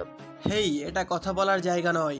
তখনই ক্লাসে প্রবেশ করলো শাকিল ভাইয়া। হাতে একটা নোটিশ নিয়ে স্যারের হাতে দিল। স্যার তা পরে ফারহার দিকে তাকিয়ে বলল, স্ট্যান্ড আপ। ফারহা দাঁড়ালো। স্যার আবার বলল, তোমাকে প্রিন্সিপাল স্যার অফিস কক্ষে ডাকছে। ভয়ে এবার যেন বুকটা শুকিয়ে আসলো ফারহার। কি হচ্ছে কিছুই বুঝতে পারছে না। সব তো ঠিকঠাক ছিল, তাহলে আবার অফিসে ডাকার কি দরকার ছিল? ভাবতে ভাবতে অফিস কক্ষে গিয়ে দেখে ফার্স্ট ইয়ারের একটা জুনিয়র ছেলেও দাঁড়িয়ে আছে ওখানে। ফারহা স্যারের অনুমতি নিয়ে ভিতরে প্রবেশ করে বলল, ডেকেছিলেন স্যার? প্রিন্সিপাল স্যার কোনো উত্তর না দিয়ে ছেলেটার দিকে চেয়ে বলল। তোমার নাম আবরার হাসান, তাই তো? ছেলেটা মাথা নিচু করে বলল, জি স্যার। তোমার সিনিয়র আপুকে প্রেমপত্র দিয়েছো কেন তুমি? ছেলেটা আবার বলল, আপুকে আমার খুব ভালো লাগে স্যার, তাই দিয়েছিলাম। স্যার বলল, ভালো লাগাটা স্বাভাবিক, কিন্তু চিঠি দেওয়ার আগে এটা ভাবা উচিত ছিল যে সে তোমার কলেজের সিনিয়র আপু। ছেলেটা এবার একটু মুচকি হেসে বলল, সিনিয়র আপু দেখেই তো বেশি ভালো লাগে স্যার, আর সেও তো আমাকে ভালোবাসে। ফারহা বেকুবের মতো জুনিয়র আবরারের দিকে তাকাচ্ছে, আরেকবার পাশে থাকা আবরার স্যারের দিকে তাকাচ্ছে। পরিস্থিতি এবার একটু হলেও বুঝতে পেরে চট করে বলল, মিথ্যে কথা, ওর মতো পিচ্চি ছেলেকে আমি ভালোবাসতে যাব কোন দুঃখে? ও তো আমার ছোট ভাইয়ের মতোই। ছেলেটাও চট করে বলল, স্যার, ও ভয়ে এখন মিথ্যা বলছে। সেও যে আমায় ভালোবাসে তার প্রমাণ আছে আমার কাছে। স্যারও বুড়ো কুচকে বলল, কি প্রমাণ? স্যার, সেও আমায় চিঠি দিত, সেগুলো আমার কাছেও আছে। স্যার, ও খুব ভয় পাচ্ছে, ওকে কিছু বলবেন না প্লিজ। মারলে ওর মারগুলো আমাকেও দিবেন স্যার, না হলে সে খুব ব্যথা পাবে। পাশ থেকে আবরার স্যার বলল, হায় রে, কি ট্রু লাভ! প্রেমিকের মাও প্রেমিক ভাগ করতে নিতে চাইছে। আহা, তোমাদের ভালোবাসায় আমি মুগ্ধ। ছেলেটা বুকের বাঁ পাশে একটা হাত রেখে একটু ঝুঁকে মুখে হাসি ফুটিয়ে বলল। Thank you sir. ফারহা মাথায় যেন আগুন জ্বলতে শুরু করলো। স্যারদের সামনে জুনিয়র ছেলেটাকে বলল। একটা চর খাবি তুই? আমি কোন দুঃখে তোকে ভালোবাসতে যাবো রে? আর প্রেম করার বয়স হয়েছে তোর? চিঠিগুলো দেখে আমি ভেবেছিলাম অন্য আবরার দিয়েছিল। আমি কি জানতাম নাকি যে এটা তুই আবরার? আর তোর নাম যে আবরার সেটাও তো জানতাম না আমি। তখনই প্রিন্সিপাল স্যার বলল। অন্য কোনো আবরার? এবার ফারহা পড়ে গেল আরেক মুসিবতে। আমতা আমতা করে বলতে লাগলো। না মানে কেউ না স্যার, এমনি। তখনই জুনিয়র ছেলেটা বলল। দেখলেন তো স্যার, বলছি না সে ভয়ে এমন করেছে। সত্যি বলতে সে আমাকেই ভালোবাসে স্যার। আমরা দুজন দুজনকেই ভালোবাসি। ভালোবাসা কি অপরাধ স্যার? আর তা যদি অপরাধ হয় তাহলে যেই শাস্তি দিবেন তাই মাথা পেতে মেনে নিব স্যার। আবরার স্যার এবার বসা থেকে উঠে প্রিন্সিপাল স্যারকে বলল। স্যার, এদেরকে এভাবে হবে না। এদের দুজনের অভিভাবককে ইনফর্ম করুন আর ইমিডিয়েটলি কলেজে আসতে বলুন। প্রিন্সিপাল স্যার ও তার সাথে বলল। ওকে, এখন ক্লাসে যাও। দুজনের অভিভাবক আসলে আবার ডাকা হবে। ফারহা এবার কাঁদু কাঁদু ভাব করে বলল। প্লিজ স্যার, আমার বাবাকে আর ভাইয়াকে ডাকবে না প্লিজ। ওরা এসব শুনলে আমাকে মেরেই ফেলবে। আমি তো ইচ্ছে করে জেনে শুনে করিনি এসব, প্লিজ স্যার। পাশে জুনিয়র ছেলেটা বলল। এত ভয় পাচ্ছ কেন তুমি? স্যার তো আমাদের উপকার করতে চাইছে, তাই না? আমাদের ভালোবাসার খবরটা তো একদিন না একদিন ফ্যামিলিকে জানাতেই হবে, তাই না? এখন আগে থেকেই তারা জেনে রাখলে আমাদের জন্যই তো ভালো। ফারহা রাগে ছেলেটার দিকে চেয়ে ফিসফিসিয়ে বলল। শুধু এখান থেকে বাঁচি, তারপর তোর একদিন কি আমার একদিন, যে কয়দিন লাগে। সন্ধ্যায় সোফায় বসে চায়ের কাপে চুমুক দিয়ে টিভি দেখতে ব্যস্ত ফারহা। অনেক কষ্টে আজ কলেজের সিজনটা ম্যানেজ করেছে। একেবারে হাতে পায়ে ধরার মতো যা তা অবস্থা হলো আজ। আগামী 2 দিন কলেজ আর কোচিং এর কাজে দিয়েও যাবে না বলে প্রতিজ্ঞা করে বসে আছে সে। অল্পের জন্য মানিজ্জতটা বেঁচে গেল আজ। না হয় জুনিয়র ছেলের সাথে এসব কেলেঙ্কারি মানিজ্জত যেটুকু আছে ওটাও হারাতে হতো আজ সবার সামনে। মা একটু আগে নাস্তা দিয়ে বলে গেল। তাড়াতাড়ি খেয়ে পড়তে যা। মায়েদের কথাগুলো খুব কঠোরভাবে বললেও সন্তানের কাছে তা খুবই মিষ্টি শাসন। তাই হয়তো মায়ের বকাঝকাগুলো সন্তানরা এক কান দিয়ে নিয়ে অন্য কান দিয়ে বের করে দেয়। ফারহাও তার ব্যতিক্রম নয়। মায়ের করা কথা বলে যাওয়া কথাটাও কানে না নিয়ে টিভির দিকে তাকিয়ে আছে সে। একটু পর ঘরে ফারদিন আসে। সন্ধ্যার পর ফারহাকে টিভির সামনে দেখে কোমরে 2 হাত দিয়ে কিছুক্ষণ দাঁড়িয়ে থাকে সেখানে। এরপর মা সামনে আসতেই বলে। তোমার মেয়ের তো দেখি দিন দিন খুব উন্নতি হয়ে যাচ্ছে মা। মা চায়ের কাপ ও নাস্তার প্লেটটা নিয়ে নিতে বলে। সে তো অনেক আগে থেকেই। এই বাড়িতে কি এখন আমার কথার কোনো মূল্য আছে? কিছু বললে তা তো কথা বলেই মনে হয় না কারো কাছে। ফারদিন বলল। আমি বাড়ির কথা বলছি না, কলেজের কথা বলছি। খুব ভালো আমি শুনেছি তোমার মেয়েকে নিয়ে। ইনশাআল্লাহ আমাদের ফারহা খুব শীঘ্রই সফলতার উচ্চ শিখরে পৌঁছে যাবে। ফারদিনের মুখে এটা শুনেই জিভে ছোট্ট করে কামড় কাটে ফারহা। আবরান স্যার এসব কথা ভাইয়াকে বলতে গেল কেন? কত রিকোয়েস্ট করে বেঁচে এসেছি যেন বাড়িতে কেউ এসব না জানে শুনে, কিন্তু স্যার এটা করলো কি? ভাইয়াকে বলেই দিল। তাহলে এত রিকোয়েস্ট সব বৃথা গেল। তখনই ফারদিন আবার বলে। আজ আবরারের সাথে দেখা হওয়ার পর বলল, দিন দিন ফারহার লেখাপড়ার অবনতি ঘটছে। পড়াশোনায় কোনো মন নেই। কোচিংয়ে পড়ার তো দিতেই পারে না, হোমওয়ার্ক পর্যন্ত কমপ্লিট করে না। ফারদিনের কথায় এবার একটু স্বস্তির নিঃশ্বাস ফেলে সে। যাক, তাহলে কিছু বলেন। ফারদিন টিভি অফ করে দিয়ে বলল। যা সোজা গিয়ে পড়তে বস, না হলে এক্সামের পর ডিমগুলো বিক্রি করার জন্য একটা দোকানও খুলে বসতে হবে।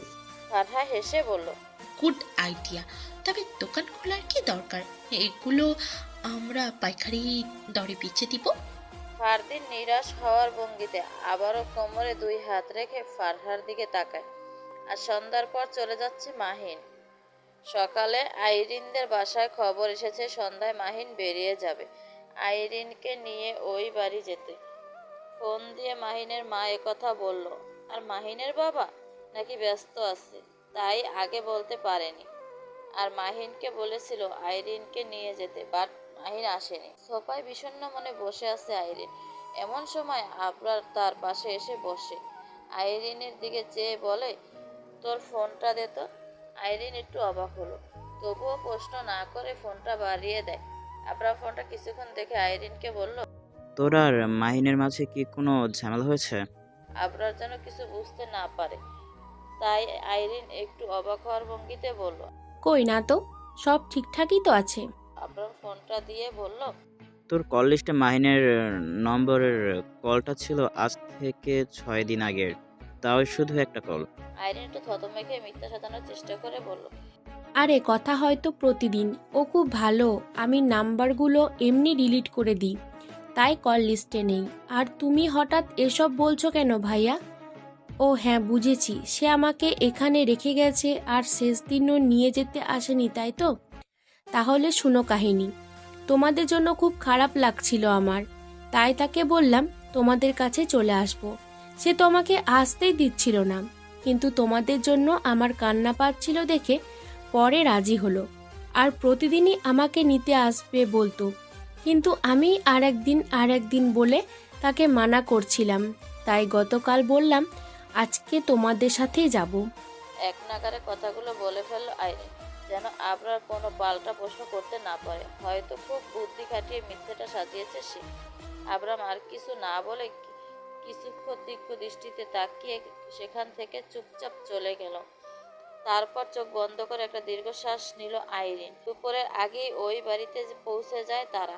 দুপুরে খাওয়া শেষে আইরিনের বাবা আর অন্যান্য আত্মীয়রা সোফায় বসে কথা বলছে, আর আইরিন আছে মহিলাদের কাছে। বাড়িতে কয়েকজন অতিথি আসায় বিয়ে বাড়ির মতো মনে হচ্ছে আজও। বিকেলের পর আইরিন ও মাহিনকে একসাথে আলাদা করে দিল একটা রুমে, নিজেদের মধ্যে কিছু কথা বলার জন্য। আইরিন চুপচাপ মাহিনের পিছন দাঁড়িয়ে মাথা নিচু করে বলল, আজও কথা বলবেন না আমার সাথে? কি বলবেন বলুন। আমাদের এখানে কেন আলাদা করে দিয়েছে সবাই? মাহিন আবারও সোজাসুজি ভাবে বলল, সেটা আপনি জানেন, ওরা বলল, আর কেন আপনি ঢুকে পড়লেন? আইরিনের একটু মন খারাপ হলেও চুপচাপ রইল, কারণ সে চায় না যাওয়ার মুহূর্তে কারো মুড নষ্ট করতে। তবু মাথায় একটা প্রশ্ন সবসময় তাকে খুব ভাবায়, যেটার উত্তর মাহিন চলে গেলে আর জানা হবে না, তাই বলেই দিল, সত্যি করে বলেন তো আপনি আসলে কি চান? মাহিন আবারও বলল, আমার চাওয়াটা না ভেবে এটা ভাবেন যে আপনার মন কি চাই আর আমি কি চাই, তা সময় হলেই বুঝতে পারবেন। সন্ধ্যার পর সবার থেকে বিদায় নিয়ে চলে গেল মাহিন। আইরিনের সাথে আর কথা বলেনি। রাতে আইরিন তার বাবাকে গিয়ে বলল, আমি এখানে থাকবো না বাবা, আমার ভালো লাগছে না, আমি তোমাদের কাছেই থাকবো, প্রয়োজনে সে ফিরে এলে তখন এই বাড়িতে চলে আসবো।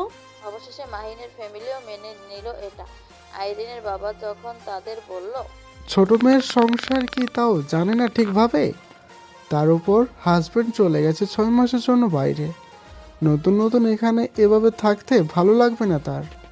আর আরিয়ানের পরীক্ষাটাও শেষ হোক, আর মাহিনও দেশে ফিরে আসুক, তখন না হয় একবারে চলে আসবে। এই সময়টা আপাতত বাবা মায়ের সাথেই থাকুক। কেটে গেল কয়েকদিন।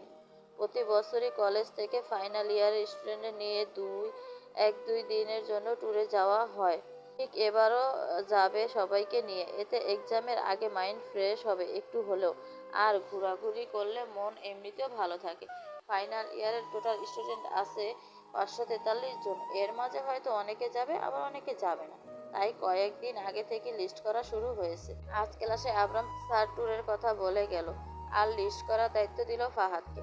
ছেলেটা পলিটিক্স করে, নানান জায়গায় মিছিল মিটিংয়ে সেই পোলাদের একসাথে করে, তাই আবরাম স্যার টিম ম্যানেজমেন্টের দায়িত্ব তাকেই দিল, কারণ ছেলেটার মোটামুটি হলেও টিম ম্যানেজ করার অভিজ্ঞতা আছে। আর মেয়েদের মাঝে দিলে একজনকে আবরাম স্যার ছেলে মেয়েদের মাঝে ভাগ করে করে টিম লিডার বানিয়ে দিয়ে গিয়েছে। আর সকল স্টুডেন্টের দায়িত্ব আবরাম নিজেই নিয়েছে, কারণ সে নিজেও স্টুডেন্ট থাকাকালীন ও বন্ধুদের নিয়ে ট্যুরে যাওয়ার সময় নিজেই সব ম্যানেজ করত। ছুটির পর কোচিং শেষ করে বাসার দিকে রওনা দিল ফারহা, আইরিন ও সাথী। বাকি দুজন ফারহাকে বোঝাতে ব্যস্ত, কারণ ফারহার ধারণা তার ফ্যামিলি কখনোই তাকে কোথাও একা যেতে দিবে না। তাই পাশ থেকে আইরিন বলল, প্রয়োজনে আমি ফারদিন ভাইয়া আর আঙ্কেলকে বুঝিয়ে বলবো, দেখবি তারা না করবে না। করে ফারহা বলল, না, তুই ভাইয়ার সামনে একদম যাবি না, কখনো যাবি না, কোনো দিন যাবি না। ফারহার কথা অবাক হয়ে গেল আইরিন ও সাথী দুজনে। আইরিন অবাক হওয়ার ভঙ্গিতে বলল। কেন যাব না? ফারহা আর কিছু না বলে শান্তভাবে বলল, না কিছু না। আইরিন ও সাথী দুজনেই অবাক হয়ে তাকিয়ে আছে ফারহার দিকে। কথাবার্তা একটু অদ্ভুত হলো, অবাক হওয়াটাই স্বাভাবিক। হয়তো এই অদ্ভুত কথার কারণটা জানতে ফারহার দিকে তাকিয়ে আছে দুজন। এদের এমন আগ্রহ দেখেও আর কথা বাড়ালো না ফারহা। চুপচাপ ম্যানেজের দিকে পা বাড়ায় সে। বাসায় এসে শাওয়ার নিয়ে খেয়ে বিছানায় লম্বা হয়ে শুয়ে পড়ল ফারহা। চোখ লেগে এসেছে তাই বিকেলেরটা শুয়ে কাটিয়ে দিল। সন্ধ্যা হতেই মা এসে ডেকে দেয়, কড়া গলায় বলে, উঠে নামাজ পড়, তারপর পড়তে বস। নামাজ নাই, কিছু নাই। বিয়ের জন্য আসলে পাত্রপক্ষ যখন জিজ্ঞেস করবে মেয়ে নামাজ কালাম পড়ে কিনা, তখন কি উত্তর দিব? ফারহা দুই হাত মেয়ে হাই তুলতে তুলতে বলল, মেয়ে নামাজি, এই কথা পাত্রপক্ষকে বলার জন্য নামাজ পড়লে কি তা কবুল হবে মা? তার মা আর কিছু বলল না। হয়তো নিজের কথায় বোকা আমি বুঝতে পেরেছে। যাওয়ার সময় বলল, যা বলছি তাই কর, নামাজ শেষ কর। আমি নাস্তা বানিয়ে দিলে খেয়ে পড়তে বসবি।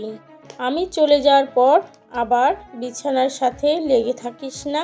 সন্ধ্যার পর থেকে ফারহা পড়ার ফাঁকে বারবার উকি দিয়ে দেখছে ফারদিন বাসায় ফিরেছে কিনা। কারণ বাবা মাকে ট্যুরের কথা বললে তারা হয়তো রাজি হবে না। তাই ভাইয়াকে দিয়ে কোনোভাবে একটু ম্যানেজ করার বুদ্ধিটা বেছে নিল সে।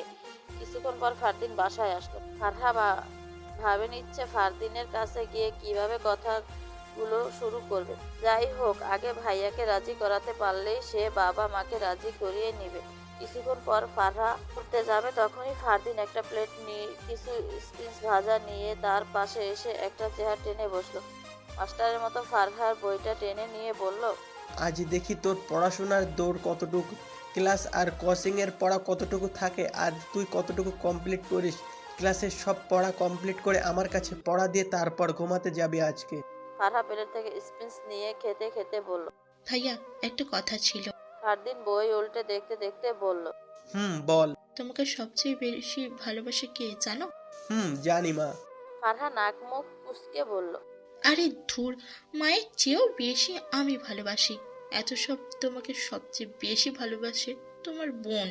ফারদিন বুড়ো কুঁচকে আর চোখে তাকিয়ে বলে, এত ভঙ্গিতা না করে মতলবটা কি তা বলে ফেল।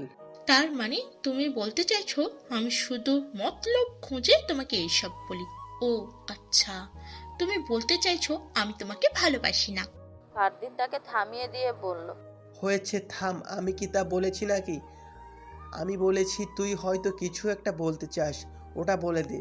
এবার ফারহা একটু হেসে বলল, কলেজ থেকে ট্যুরে যাবে চট্টগ্রাম, বাকি ফ্রেন্ডরাও যাবে। ফারদিন শান্তভাবে বলল, জানি। তারপর? ফারহা সোজা হয়ে বসে বলল, আমিও যাব, প্লিজ তুমি মা বাবাকে ম্যানেজ করে দাও। ফারদিন আবারও বলল, এটাও জানতাম। তারপর? ফারহা একটু রাগী চোখে তাকিয়ে বলল, কি তারপর করছো? তুমি কি আমার কথা শুনতে পারছো? ফারদিন বইয়ের পৃষ্ঠা আরেকটা উল্টে বলল, শুনেছি। তারপর? খাওয়ার সময় ফারদিন গিয়ে টেবিল টেনে বসলো। চারদিকে তাকিয়ে ফারহাকে ডাক দিল খাওয়ার জন্য। ফারহা হোমওয়ার্ক কমপ্লিট করতে করতে বলল, তোমরা শুরু করো, আমি আসছি আর একটু। ফারদিন খাবার বেড়ে নেয়। তখন পাশ থেকে তার মা তার বাবাকে বলে, কি যেন বলছিলে, ছেলে কি করে? বাবা খেতে খেতে বলে, ছেলে আর্মি অফিসার, দুই ভাই দুটো একবারে ফিন্সের মতো। ছোটটা ইংল্যান্ডের গোল্ড পড়াশোনার জন্য, ফ্যামিলির অনেক নাম ডাক আছে, তার কিছু চায় না, শুধু ফারাকে চায়। আরও বলল আমাদের কিছুই করতে হবে না, আমাদের এখানে কোনো খরচা করতে হবে না, যা প্রয়োজন হবে ওগুলো সব তারাই দিবে। ফারহার মা ডেপ ডেপ করে তাকিয়ে বলল, তুমি কি বললে? ফারহার বাবা খেতে খেতে বলল, এখানে কিছু বলিনি, শুধু বলেছি তোমাদের ফারার মতামত নিয়ে তারপর জানাবো। ফারহার মা বলল, আমাদের মতামত নেওয়ার কি আছে? সম্বন্ধ যেহেতু খারাপ না, তাহলে তুমি কথা বললেই সব এগিয়ে রাখো। এর মাঝে ফারদিন বলল, এটা কি বলছো মা? বিয়েটা ফারহা করবে, আমার না, তাই তার মতামত নেওয়াটা সবচেয়ে বেশি জরুরি। আর বাবা তো ঠিক কাজটাই করেছে, পরে জানাবে বলেছে। তখনই ফারহা চেহারা টেনে বসে বলল, কি আলোচনা করছো ভাইয়া?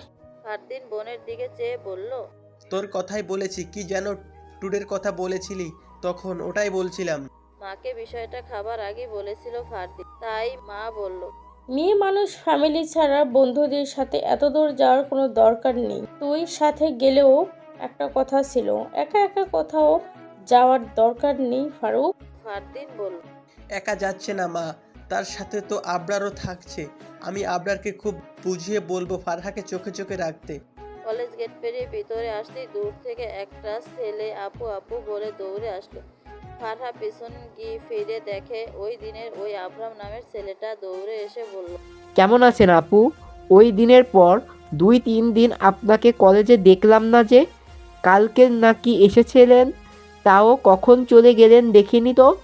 আসলে আপু সরি, আমি জানতাম না এমন একটা ঘটনা ঘটে যাবে। কেউ নিজের ভুল স্বীকার করলে তাকে ক্ষমা করে দেওয়াটাই উত্তম, তাই ফারহাও বলল, আচ্ছা ঠিক আছে, আর কারোর সাথে এমনটা করবে না। ছেলেটা বলল, তবে আপু আমি সত্যি আপনাকে ভালোবাসি। গত 2-3 দিন আপনাকে না দেখে সত্যি আমি ঘুমাতে পারিনি রাতে। খুব ব্যথা করছিল বুকের বাঁ পাশটায়। ফার্মেসিতে গেলাম, তারা বলল ওই ব্যথার ঔষধ তাদের কাছে নেই। বিশ্বাস করেন আপু, এখন আপনাকে দেখে ব্যথাটা একেবারে চলে গেছে। ফারহা কোমরে 2 হাত রেখে রাগী দৃষ্টিতে ছেলেটার দিকে তাকিয়ে আছে। হিজাব পরায় হয়তো রাগটা প্রকাশ পাচ্ছে না, তবুও রেগে আছে, তা চোখ দেখলেই বোঝা যায়। মায়াবী চোখ দুটি রাগী লুক নিয়ে তাকিয়ে আছে। বলে কি এই ছেলে ট্যুরের জন্য প্রতি বছর 1000 টাকা, তাই ফারহা ফারদিনের থেকে টাকা নিয়েই কলেজে এসেছে জমা দেওয়ার জন্য। মেয়েদের টিম লিডার শর্মির কাছে টাকা জমা দিতে গেলে সে বলে, আইরিন আর ফারহার টাকা অলরেডি আবরাম স্যার দিয়ে দিয়েছে। আপনি না হয় আইরিনের টাকা দিয়েছেন বোন হিসেবে, তাই বলে আমার টাকাটা দিতে গেলেন কেন? আবরামের সামনে দাঁড়িয়ে কথাটা বলল ফারহা। আবরাম সোজাসুজি ভাবে বলল, কারণ তুমিও তো আরিয়নের মতো আমার আরেকটা বোন, তাই। ফারহা আবারও বলল, দরকার নাই আমার এত ভাইয়ের। ভাইয়ের বন্ধু হয়ে কি ভাই হয় নাকি? ভাই বলে ওই দিন কিভাবে চিঠিগুলো প্রিন্সিপাল স্যারের কাছে দিয়েছিলেন, আমি না হয় একটু আবেগী হয়ে গিয়েছিলাম, তাই কিছু না ভেবে সোজা আপনার কাছে গিয়ে না বুঝে ওইসব বলে ফেলেছিলাম। ব্যাপারটা আপনি আমাকে বুঝিয়ে বললেই পারতেন। অফিস রুমে নিয়ে এভাবে অপমান করার প্রয়োজন ছিল না। আর এখন আসছেন ভয় সাজতে। লাগবে না আমার অত ভাই, আপনি আমার কেউ না। স্যার মানে শুধুই স্যার। এক নিঃশ্বাসে কথাগুলো বলে কয়েকটা শ্বাস নিল ফারহা। আবরাম এক দৃষ্টিতে ফারহার দিকে তাকিয়ে আছে। মেয়েটা আজ এত কথা বলছে কেন? অল্পতেই এত অভিমান কেন তার? চুপচাপ দাঁড়িয়ে ফারহাকে বোঝার চেষ্টা করছে সে। পাশ থেকে আইরিন ফারহার হাত ধরে টেনে একপাশে নিয়ে গিয়ে বলল, কি করছিস এগুলো? একটানা তো বলেই গেলি, কার সামনে বলছিস তা মাথায় আছে তো? বিয়ের আগে যদি এত কথা শোনাতে থাকিস তাহলে তো বিয়ে করবেই না তোকে। ফারহা বলল, আমার অত খারাপ দিন আসে নাই, তোর ভাইয়ের মতো একটা খটাসকে বিয়ে করব। আইরিন নিশ্চুপ হয়ে তাকিয়ে থেকে হঠাৎ করেই হেসে দিল, তবে যেন এতক্ষণ হাসিগুলো পেটের ভিতর আটকে ছিল তার। বোচা মিয়া হাতে একটা সুদর্শন ছেলের ছবি হাতে নিয়ে অন্য হাতে চায়ের কাপে চুমুক দিল। পাশেই বসে আছে ফারদিন ও তার বাবা। বোচা মিয়া একটানে চাটা শেষ করে ছবির দিকে তাকিয়ে ফারদিনের বাবাকে বলল, এমন ছেলে হাতে পাওয়াটাও ভাগ্যের ব্যাপার। তাকিয়ে দেখেন, একেবারে হীরের টুকরো। তাছাড়া পূর্ব থেকেই বংশেরও নাম ডাক অনেক। ফাহার মাকে একবারে রানের মতো রাখবে তারা। ফাহার কলেজ থেকে আসার সময় নাকি ছেলে তাকে দেখেছিল, তাই আপনার কাছে বারবার পাঠাচ্ছিলাম আমাকে। ওদের একটাই কথা, ওরা শুধু ফাহার মাকেই চায়, আর কিছু না। তাছাড়া এমন সম্বন্ধ আর পাবেন না। এরই মাঝে ফারদিন বলল, আর পাবো না মানে কি? আমাদের ফারু দেখতে খারাপ নাকি? আমাদের ফ্যামিলি খুব দুর্বল যে এতটাই ছোট মনে করেছেন আমাকে? বোচা মিয়া দাঁত কেলিয়ে বলল, আরে আরে রেগে যাচ্ছেন কেন বাবা? আমি এইভাবে বলিনি। বলছি ছেলে দেখতে শুনতে ভালো, ফ্যামিলি ভালো, জবও ভালো, তাহলে প্রবলেমটা কি? একটা মেয়েকে সুখে রাখতে হলে আর কি লাগে বলো? ফারহার বাবা এবার থামিয়ে বলল, আচ্ছা আমি বুঝেছি, আপনারা কথাটা ছেলে ও তার ফ্যামিলির সম্পর্কে খোঁজখবর নিয়েছি আমি। আর মেইন কথাটা হচ্ছে ফারা এখনো পড়াশোনা করছে। কথা শেষ হওয়ার আগে বোচা মিয়া বলল, আরে ওসব নিয়ে ভাবো না, বিয়ের পর ওখান থেকেই পড়াশোনা করবে তারা। হ্যাঁ তা ঠিক আছে, তবে আপাতত ইন্টার শেষ হোক, এই সময়টা একটু অপেক্ষা করতে বলুন। আচ্ছা তাহলে তাই হোক। আচ্ছা আপনি বসুন, আসছি আমি, একটা ফোন এসছে। বলেই ফোনটা রিসিভ করে একপাশে চলে গেল ফারদিনের বাবা। ফারদিন বোচা মিয়ার পাশে গিয়ে বলল, আচ্ছা, আপনার নামটা কে রেখেছেন বলুন তো? বোঝা আবার কারো নাম হয় নাকি? লোকটা হো হো করে হেসে বলল, অনেক কাহিনী আছে বাবা। আমার জন্মের আগে নাকি আমার 4টা ভাই বোন মারা গেছে, যার কারণে আমি জন্ম নেওয়ার পর আমার নাম রাখা হয় বোচা, যেন আমার কিছু না হয়। এরপর আমার ছোট ভাইয়ের নাম রাখা হয় পচা। তো এসব নাম রাখলে কি হয়? জানি না, আমি ছোটবেলায় দাদির কাছে শুনেছিলাম। ও আচ্ছা। কলেজ ও কোচিং শেষ করে বাসায় ফিরতে ফিরতে বিকেল হয়ে গেল ফারহার। এসে একটা লোকও বাবা আর ভাইকে দেখে কিছুক্ষণ থমকে দাঁড়ায়, এরপর সালাম দিয়ে ভিতরে চলে গেল সে। সন্ধ্যার পর ফারদিনের কাছে গিয়ে ফারহা বলল, লোকটা কে ভাইয়া? কোন লোকটা? ওই যে বিকেলে এসেছিল। ওহ, ঘটক। তোর জন্য বিয়ের প্রস্তাব নিয়ে এসেছিল। কেন, মা কিছু বলেনি তোকে? কই না তো, আমাকে না জানিয়ে তোমরা আমার বিয়ের কথাবার্তা বলছো? আরে না, কে বললো তোকে? তা তো দেখতেই পাচ্ছি, মেয়ে বলে কি আমার নিজের মন মতো মত দেওয়ার কোনো অধিকার নেই? আছে তো, আর আমারও তো বলিনি তোরে অমতের কিছুই হবে। কয়দিন ধরে এক জায়গায় তোরে বারবার প্রস্তাব পাঠাচ্ছে, তাই বাসায় ডেকে বিস্তারিত জানালো বাবা। ছেলে নাকি আর্মি অফিসার। বাবারও হয়তো পছন্দ হয়েছে ছেলেকে, তবে এখন কিছু বলেনি। আগে তোর এক্সাম শেষ হোক, এরপর সব কিছু বিবেচনা করে কথা এগিয়ে নিবি। বাহ, সময়ও ঠিক করে ফেললে সবাই, আর আমাকে একটিবার জানালেও না তোমরা। ফারহা উত্তেজিত হয়ে যাচ্ছে দেখে ফারদিন বলল, আরে পাগলি বোন আমার, তুই বিষয়টা যেমন ভাবছিস বিষয়টা আসলে তেমন না। আমরা বলতাম তোকে, এখন জাস্ট প্রস্তাব এসেছে, বেশি কিছু না, তাই আর সিরিয়াসলি নিয়ে নি। এক্সামের পর কথাবার্তা আগাবে বলছে, আর তুমি বলছো সিরিয়াস না? আরে আবারও ভুল বুঝছিস তুই। আর কিছু না বলে মায়ের রুমের দিকে গেল ফারহা। তোমরা আমাকে না জানিয়ে আমার বিয়ের কথা বলছো কেন মা? মেয়েকে পাশে বসিয়ে হাসি মুখে বলল, কই বিয়ের কথা বলছি, জাস্ট প্রস্তাব এসেছে। আমি এখন বিয়ে করতে চাই না মা। আরে ধুর পাগলি, প্রস্তাব আসলেই বিয়ে হয়ে যায় নাকি? আমি এত কিছু জানি না, আমি বিয়ে করব না মানে করব না। আচ্ছা, তুই চিরকুমারী থাকিস, এবার শান্ত হ। আর বাড়ির সামনে বড়ই গাছ থাকলে লোকে ঢিল মারবে, এটাই স্বাভাবিক। ফাইনালি ট্যুরে যাওয়ার সেই কাঙ্ক্ষিত সময়টা চলে এলো। এই একটা ট্যুর যে ফারহার জীবনটা এমন এলোমেলো করে দিবে তা হয়তো তার চিন্তার বাইরে ছিল। না হলে কি মানুষ বিপদে জেনেও এই রাস্তা এগিয়ে যায়? সে নিজেও যেত না। বাট আমরা তো আর ভবিষ্যতে কি হবে তা তো কেউ বলতে পারি না। সেই ট্যুরে যাওয়ার পর একটা অ্যাক্সিডেন্ট তার জীবনকে এলোমেলো করে দিয়েছে। সন্ধ্যার পর বাসে রওনা দিবে সবাই। 5টা বাস ঠিক করা হয়েছে। সারা রাত গাড়িতে থেকে পরদিন চট্টগ্রাম পৌঁছায় তারা। তারপর 2 দিন ব্যাপী এই ট্যুরে বিভিন্ন জায়গা ঘুরে বেড়ায়। সন্ধ্যায় ব্যাগে কিছু কাপড় চোপড় ও প্রয়োজনীয় টাকা পয়সা নিয়ে কলেজ মাঠের উদ্দেশ্যে বেরিয়ে গেল। ফারহা ও ব্যাগে জামা কাপড় নিজের প্রয়োজনীয় জিনিসপত্র নিয়ে গেল। তারপর মা বাবার থেকে বিদায় নিয়ে ভাইয়ার সাথে বেরিয়ে পড়ল কলেজ মাঠের উদ্দেশ্যে। ওখানে গিয়ে দেখে প্রায় সবাই চলে এসেছে, আর আধা ঘন্টা পর রওনা দিবে। আবরামের সাথে কিছুক্ষণ কথা বলে ফারহার থেকে বিদায় নিয়ে চলে গেল ফারদিন। ফারহা একটু হেসে বান্ধবীদের কাছে চলে গেল। হেই, কখন এলি তোরা? অনেকক্ষণ আগেই এসেছি, তোর মতো অলস নয় আমরা, আর আধা ঘন্টা লেট করলে আর যাওয়াতেই হতো না তো। আমি অলস হতে যাব কেন? আমি সময় মতো এসেছি।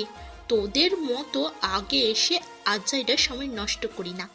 পর স্যার ও তার টিম লিডাররা এক এক করে সবাইকে গাড়িতে উঠতে বলল। জিনিসপত্র নিয়ে এক এক করে যার যার সিটে গিয়ে বসলো সবাই।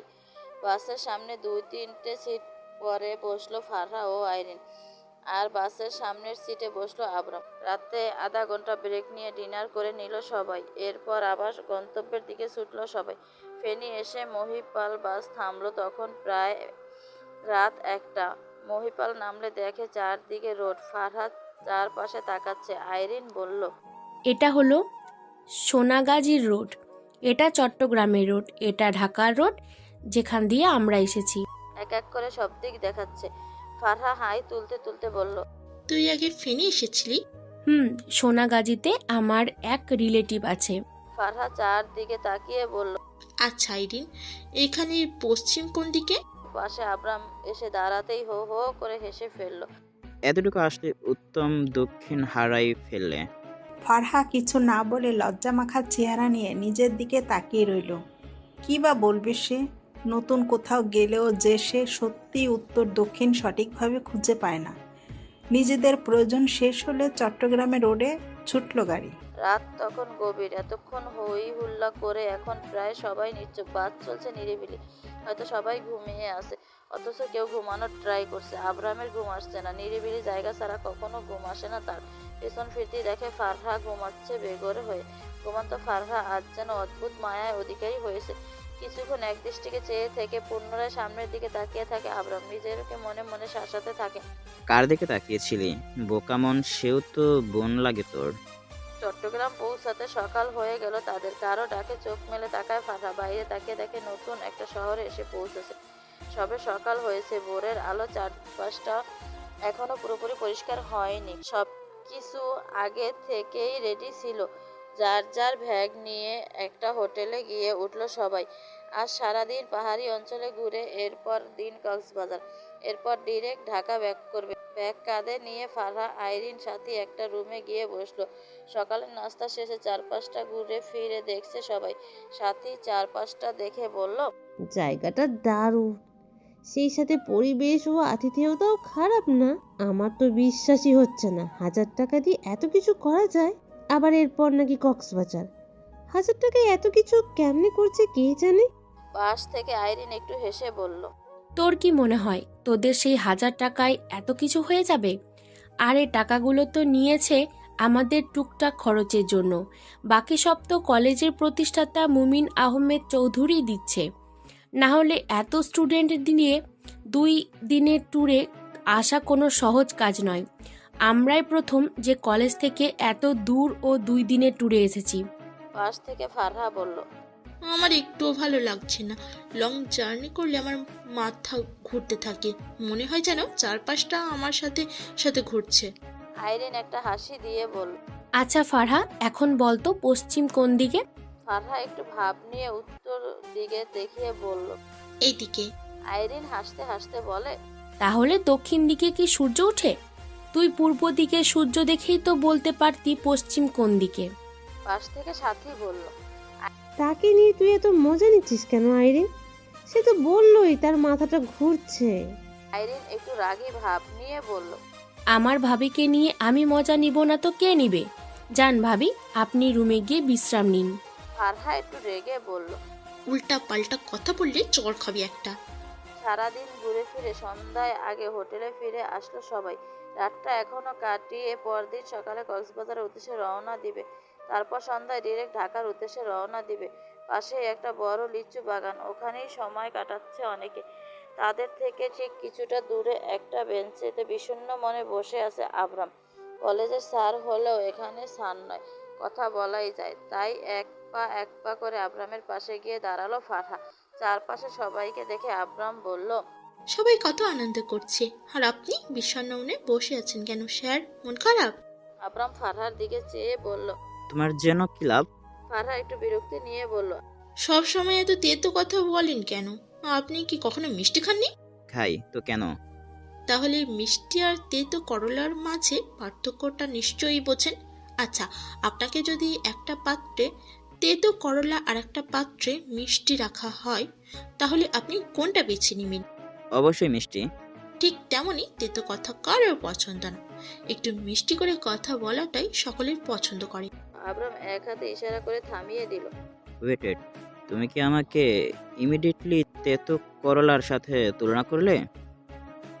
ফারহা ছোট্ট করে জিভ কামড় কেটে বলল, এই না না স্যার, আমি মোটেও এমনটা বলিনি, একটু মিষ্টি করে কথা বলতে বলেছি জাস্ট। আবরাম একটু হেসে বলল, চলো আজকে তোমাকে ডিরেক্ট মিষ্টি কিছুই খাওয়াবো। ফারহা অবাক হয়ে বলল, কিভাবে? আবরাম রাস্তার দিকে দেখিয়ে দিয়ে বলল, ওই যে দেখছো একটা লোক রাস্তায় দাঁড়িয়ে হাওয়াই মিঠাই বিক্রি করছে। ফারহা তাকিয়ে বলল, হাওয়াই মিঠাই আমার খুব প্রিয়। তাই তাহলে আসো। আবরাম রাস্তায় দাঁড়িয়ে 3টা হাওয়াই মিঠাই নিয়ে বলল, একটা আরিয়ান আর একটা সাথীকে দিব, অন্যটা তোমার। তখনই একটা গাড়ি এসে তাদের সামনে দাঁড়িয়ে দুজনকে মুখ চেপে ধরে গাড়ির মাঝে উঠিয়ে নেয়। এরপর কিছু বোঝার আগেই একটানে অনেকটা দূরে চলে যায়। গাড়িতে বসে ফারহা হেল্প করে চিৎকার করতে ছেলে দুইটা ছুরি নিয়ে ফারহা ও আবরামের গলায় ধরে। আরেকবার আওয়াজ করলে ডাইরেক্ট গলাটা নামিয়ে দেব। ভয়ে ফারহা সারা শরীর থরথর করে কাঁপছে। ইতিমধ্যে কপাল জুয়ে চিকন ঘাম দেওয়া শুরু হয়ে গেছে। কি থেকে কি হয়ে গেল কেউই কিছু বুঝতে পারছে না, চিৎকার করতে পারছে না, বড় বড় শ্বাস নিচ্ছে শুধু। বেশ কিছুক্ষণ পর একটা জঙ্গলে এসে গাড়ি থামলো। ফারহা আর আব্রামের গলায় ছুরি ধরে দুজনকে দুইটা গাছের সাথে বেঁধে দিল। এরপর একজন তাদের সামনে এসে বলল, দুজনের ফ্যামিলিকে কল কর আর বল যে আজকের ভিতরেই 20 লাখ টাকা রেডি রাখতে, নয়তো এ দুজনকেই এই জঙ্গলের ভিতরে কুতে রেখে দেব। ফারহা এখন থরথর করে কাঁপছে। আব্রাম পাশ থেকে বলল, ফ্যামিলি কোথায় পাবো ভাইয়া? আমরা 2 ভাই বোন এতিমখানায় মানুষ হয়েছি। এরপর কলেজে ভর্তি হয়ে কোনো রকম টিউশনি করে পড়াশোনা ও নিজেরা চলি। এই বিশাল পৃথিবীতে আমার শুধু সে আছে আর তার শুধু আমি আছি। বিশ্বাস করুন, আমাদের আপন বলতে আর কেউ নেই। আর আপনারা খুঁজে ফিরে আমাদের দুজনেরই এতিম ভাই বোনকেই কেন তুলে এনেছেন বলুন? ছিনতাইকারী দলের লোকটা বলল, একদম মিথ্যা কথা বলবি না। তোদের দুজনকে দেখে মনে হচ্ছে তোরা ভালো ফ্যামিলির ছেলে মেয়ে। কী সব মিথ্যা নাটক করছিস? আব্রাম আবারও কান্না ভ্যাং করে বলল। মৃত্যুর মুখে দাঁড়িয়ে মিথ্যে বলবো কেন ভাইয়া? সত্যি আমরা এতিম। লোকটা এবার পাশে একটা ছেলেকে থাপ্পড় মেরে বলল, কী সব ফকিন্নি ধরে আনলি? ঠিকঠাক মতে একটা কাজও করতে পারিস না। বললাম কোনো বড় ফ্যামিলির ছেলে মেয়ে থাকলে তুলে আনবি। আকাইম্মার দল সব আমার গাড়ে চেপে বসে। পরপর আব্রামের দিকে চেয়ে বলল, এই চুপচাপ যা আছে তা বের কর। এই মিলন, যা কিছু আছে সব কিছু নিয়ে নে। মুহূর্তে কয়েকটা ছেলে এসে তাদের সব কিছু নিতে লাগলো। আব্রামের 2টা ফোন ও ফারহার একটা ফোন, সাথে আব্রামের মানিব্যাগ ও 15,000 টাকার মতো ছিল। আর ফারহার পাশে ছিল 2,000-এর মতো। সব নিয়ে তাদের জঙ্গলে ছেড়ে দিয়ে গাড়ি নিয়ে চলে গেল তারা। আব্রাম আর ফারহার কাছে এই মুহূর্তে জামা কাপড় ব্যতীত আর কিছুই অবশিষ্ট নেই। চারদিকে খুটখুটে অন্ধকার নেমে এলো। জঙ্গল জুড়ে ভৌতিক পরিবেশ। ফারহা ভয়ে কাঁদতে কাঁদতে দৌড়ে এসে আব্রামকে জড়িয়ে ধরল। আব্রাম একটু অবাক হয়েও বিষয়টা মাথায় নিল না। বুঝতে পারছে ভয়ে ফারহা থরথর করে কাঁপছে। আপাতত এখান থেকে বের হওয়ার রাস্তা খুঁজতে হবে। তাই ফারহাকে ওভাবেই এক হাতে চেপে ধরে জঙ্গলের পথ ধরে হাঁটা ধরলো সে। বের হতে অনেকক্ষণ লাগবে সে জানে। কিছুই চিনে না এখানকার, কাউকে ফোন দিবে সেই উপায়ও নেই। কিছু দূর যাওয়ার পর হঠাৎ একটা গাড়ি ব্রেক কষে দাঁড়ায় লোকগুলো। একটা ছেলে বলল, বস, এতিম ছেলে টেনে টুনে সবকিছু চালায়। বিষয়টা এমন হলে তারা একসাথে 2টো ফোন চালানোর কথা না। তাছাড়া দুজনের কাছে এত জিনিস আর এত টাকা একসাথে পাওয়া যেত না। আর আরেকটা বিষয় কিন্তু আমরা মিস করে ফেলছি। টিমের বস বলল, কি জিনিস? মেয়েটাকে দেখেছেন আপনি? চিকন চাকন একটা মেয়ে, যেমন চেহারা তেমন তার ফিগার। আর এত বড় জঙ্গলে তার সাথে শুধু একটা ছেলে। এমন সুযোগ খুব কম আসে। প্রয়োজনে ছেলেটাকে মেরে দিয়ে মেয়েটাকে তুলে নিয়ে সারা রাত পার্টি হলে তাও তো মন্দ হয় না। পাশ থেকে আরেকটা ছেলে বলল, গুড আইডিয়া। এর মাঝে টিমের বস বলল, গাড়ি ঘোড়া আর সারা জঙ্গলের থেকে খুঁজে দুজনকে বের করবি। মেয়েটাকে আমার চাই। ফারহাকে এক হাতে ধরে জঙ্গলের পথে এগোতে থাকে আব্রাম। এত বড় জঙ্গল, ফারহাকে নিয়ে কোন দিকে যাবে সেটাও নিশ্চিত করতে পারছে না সে। পথ ধরে এগিয়ে যেতে যেতে হঠাৎ থমকে দাঁড়ায় আব্রাম। ফারহার দিকে চেয়ে দেখে ফারহার 2টি ভয় মাখা চোখ দিয়ে তাকে ঝাপসা অন্ধকারে তাকিয়ে আছে। আব্রামের দিকে চেয়ে কাঁপা কাঁপা গলায় বলল, হঠাৎ থেমে গেলেন কেন? আব্রাম বলল, এই পথ ধরে এগিয়ে যাওয়া ঠিক হবে না। যদি ওরা আবার ফিরে আসে তাহলে ধরা পড়ে যাব। তাছাড়া ওরা এত সহজে আমাদের ছেড়ে দিয়েছে, এটা বিশ্বাসযোগ্য না। বিপদ কখনো পুরোপুরি কাটেনি। তুমি পাশে না থাকলে হয়তো এতটাও টেনশন থাকতো না। এখন ওই গভীর জঙ্গলে তোমাকে নিয়ে যত টেনশন। তাই সোজা পথে না হেঁটে আমাদের জঙ্গলের মাঝ দিয়ে পথ খুঁজে নিতে হবে। ফারহা আর কিছু বলছে না। ভয় মাথা চেহারা নিয়ে আব্রামের দিকে তাকিয়ে আছে। আব্রাম ফারহার হাত ধরে এবার পথ ছেড়ে জঙ্গলের মাঝে ঢুকে গেল। অনেকটা পথ আসার পর ফারহা পা ধরে বলল, আমি আর হাঁটতে পারছি না, পাটা ব্যথা করছে খুব। কাঁটার আঘাতে হয়তো কিছুটা ছিলেও গেছে। আব্রাম আফসা অন্ধকার চারপাশে তাকিয়ে ভাঙা গাছের উপর ফারহাকে বসালো। পাশে নিজেও বসলো। ফারহা কাঁদো কাঁদো ভাব নিয়ে বলল, আমরা কি এখান থেকে বের হতে পারবো না? আমার খুব ভয় করছে। আব্রাম ফারহাকে আশ্বাস দিতে বলল, ভয় পেও না, আমি আছি। একটা না একটা ব্যবস্থা নিশ্চয় হয়ে যাবে। কিভাবে বের হব? আমরা তো এখানে কিছুই চিনি না। তাছাড়া ফোনও নেই যে কাউকে ফোন দিব বা লোকেশন দেখে বের হব। ফারহার কথাগুলো আর কানে আসছে না আব্রাহামের। কিছুটা দূরে কিছু উপস্থিতি টের পাচ্ছে। তীক্ষ্ণ দৃষ্টিতে এদিকে তাকিয়ে রইল কিছু। দেখে কয়েকটা লোক টর্চাতে কিছু খুঁজে বেড়াচ্ছে। কেউ একজন কড়া গলায় বলল, কোথায় হারিয়ে গেল চোখের পলকে? মেয়েটাকে আমার চাই চাই, সারা জঙ্গল খুঁজে দেখ। মুখ দিয়ে বুকটা ধপ করে উঠলো আব্রাহামের। পাশে থাকা ফারহার হাত ধরে চারপাশে তাকিয়ে দেখে কিছু কিছু বড় গাছের গোড়ায় অনেক ঝোপ। লুকানোর জন্য আপাতত এর চেয়ে ভালো জায়গা এই মুহূর্তে চোখে পড়ছে না। যদিও এসব জায়গায় সাপের ভয় অনেকটা বেশি, তবুও যেভাবেই হোক ফারহাকে ওদের চোখের আড়াল করতে হবে। ফারহার দিকে তাকিয়ে মুখে আঙ্গুলের ইশারায় দিয়ে বলল, একদম সাউন্ড করবে না। ওরা আবার আমাদের খুঁজতে এখানে চলে এসেছে। আমার সাথে এসো চুপচাপ, আর ভয় পেলে চোখ বন্ধ করে থাকবে। বলেই ফারহাকে নিয়ে জুপের আড়ালে লুকিয়ে পড়ল সে। দেখে ফারহা মুখে কিছু না বলে চোখ বন্ধ করে ভয়ে থরথর করে কাঁপছে। হঠাৎই আব্রাম ফারহাকে টেনে বুকের সাথে চেপে ধরে আরো আড়াল করার চেষ্টা করছে। মাথাটা এক হাতে বুকের সাথে চেপে ধরে আছে, যেন ফারহা চাইলেও কিছু দেখতে না পায়। আব্রামের বুকে মাথা রেখে চোখ বন্ধ করে নিল ফারহা, যেন এই বুকটা এই মুহূর্তে তার জন্য সবচেয়ে নিরাপদ স্থান। আব্রাম জপের আড়াল থেকে লোকগুলোর উপস্থিতি বোঝার চেষ্টা করছে। লোকগুলো কিছুক্ষণ টর্চ নিয়ে এদিক সেদিক খোঁজাখুঁজি করে অন্যদিকে চলে গেল। একটা স্বস্তির নিঃশ্বাস নিয়ে ফারহার দিকে দৃষ্টিতে কিছুক্ষণ তাকিয়ে রইল সে। কোথায় এসে কিসের মাঝে ফেসে গেল দুজন। ধীরে ধীরে ঘর অন্ধকার নেমে এলো। আব্রাম ফারহার গালে হাত দিয়ে বলল, তুমি খুব সাহসী মেয়ে, মোটেও ভীত নয়। বুকে সাহস নিয়ে শুধু আমাকে ফলো করবে। আমি যা করব তাই করবে। এই নাও একটা লাঠি, আমি একটা নিলাম। কোনো বিপদ আসলেই আক্রমণ করে বসবে। মনে রেখো, এই অচেনা শহরে মানুষরূপী পশুগুলোর জীবনের চেয়ে নিজের ইজ্জত ও জীবন দুটোই খুব গুরুত্বপূর্ণ।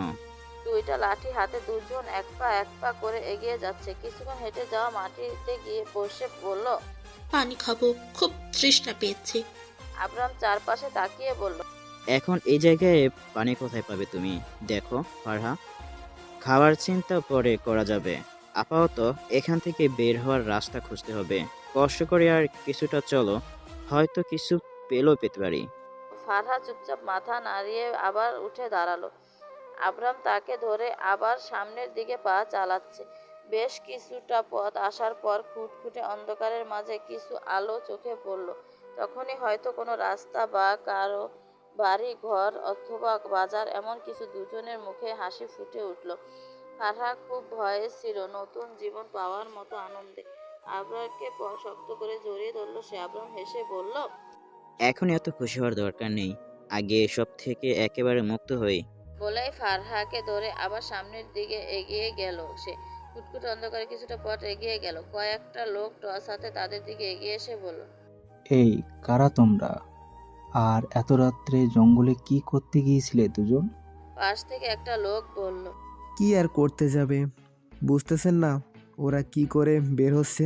এদের কথা শুনে আব্রাহাম বলল, দেখুন, আপনারা যেমনটা ভাবছেন বিষয়টা মোটেও এমন নয়। আমরা খুব বিপদে পড়ে এখানে চলে এসেছি। আব্রাহামের কথায় লোকটা সশব্দে হেসে বলল, হাতে নাতে ধরার পড়লে এমন কাহিনী শোনায়। আর যদি সত্য হয় তাহলে বলো তোমাদের পরিচয় কি? কি হয় একে অপরের? একটু আগে ও ভাই বোন পরিচয় দিয়েছে। সেই থেকে ফারহা ভয়ে ভয়ে বলল, আমার ভাইয়া হয়।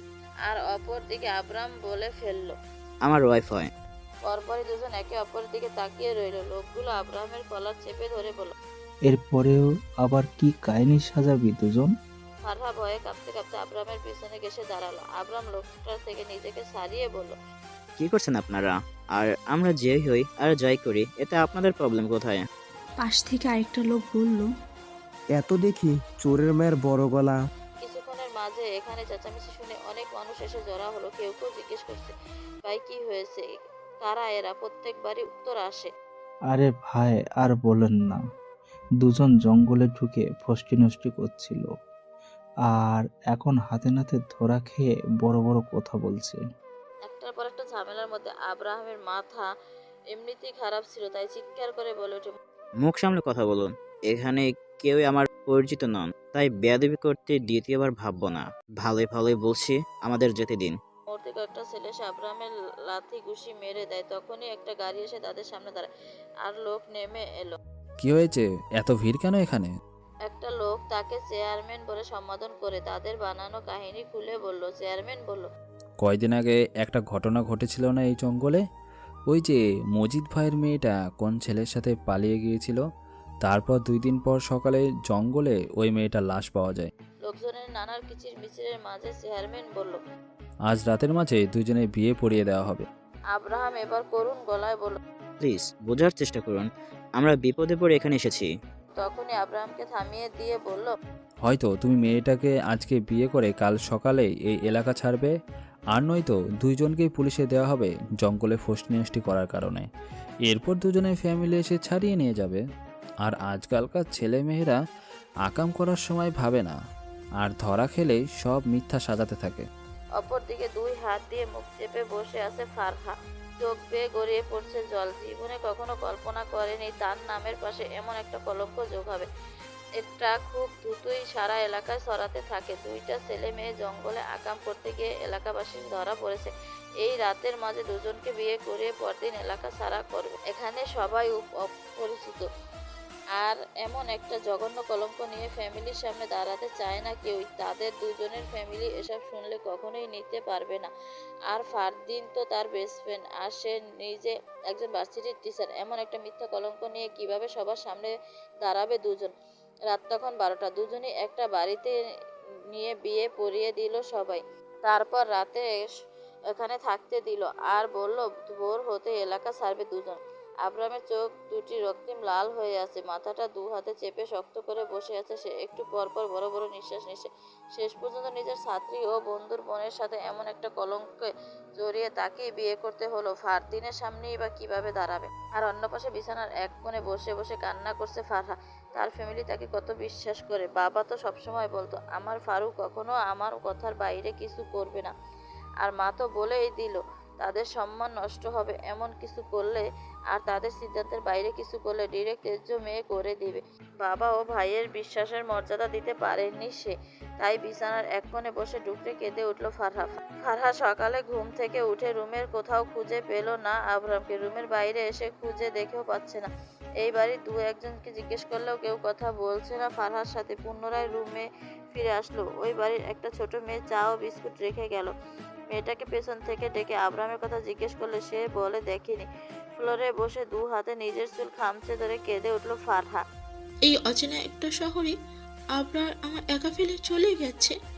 কোথায় চলে গেলেন আবরার? প্লিজ আমার এখান থেকে নিয়ে যান।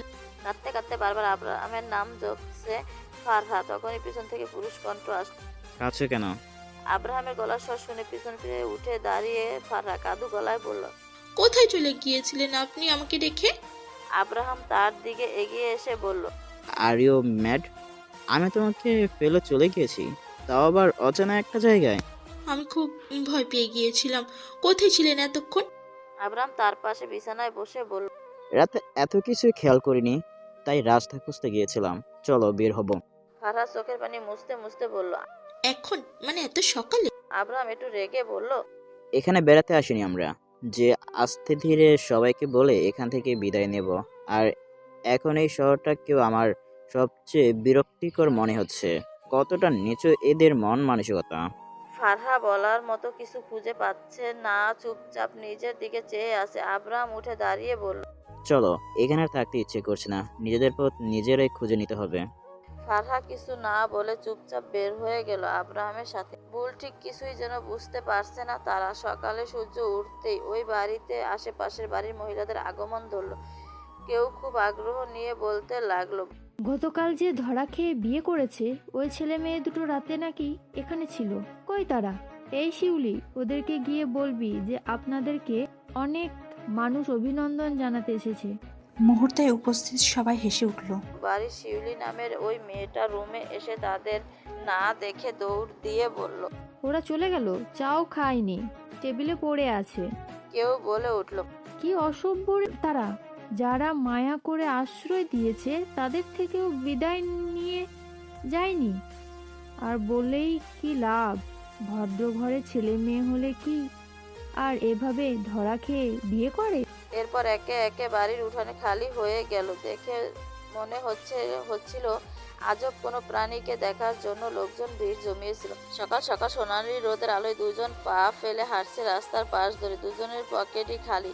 আর কিছুটা দূরে গেলে হয়তো বাজার দেখা মিলবে, যদিও এখনো এখানে সামনে কিছু চোখে পড়ছে না। পাশ থেকে ফারহা আর চোখে আবরামের দিকে চেয়ে দেখে মুখে 2-3টা জায়গায় কালো হয়ে আছে, আর গালের এক পাশে ছোট্ট একটা কাটার চিহ্ন। গতকাল রাতে লোকজনের মারের কারণে এমনটা হয়েছে। ফারহার খারাপ লাগলো, কিছু না বলে নিজের মতো করে হাঁটতে লাগলো। কারণ এই মুহূর্তে আব্রাহামকে এখন এসব বিষয়ে কিছু জিজ্ঞেস করা মানে কাটা গায়ে নুনের ছিটা দেওয়া। বেশ কিছুক্ষণ হাঁটার পর সামনে একটা বাজার চোখে পড়লো তাদের। দোকান খোলার শাটারের শব্দ কানে আসছে।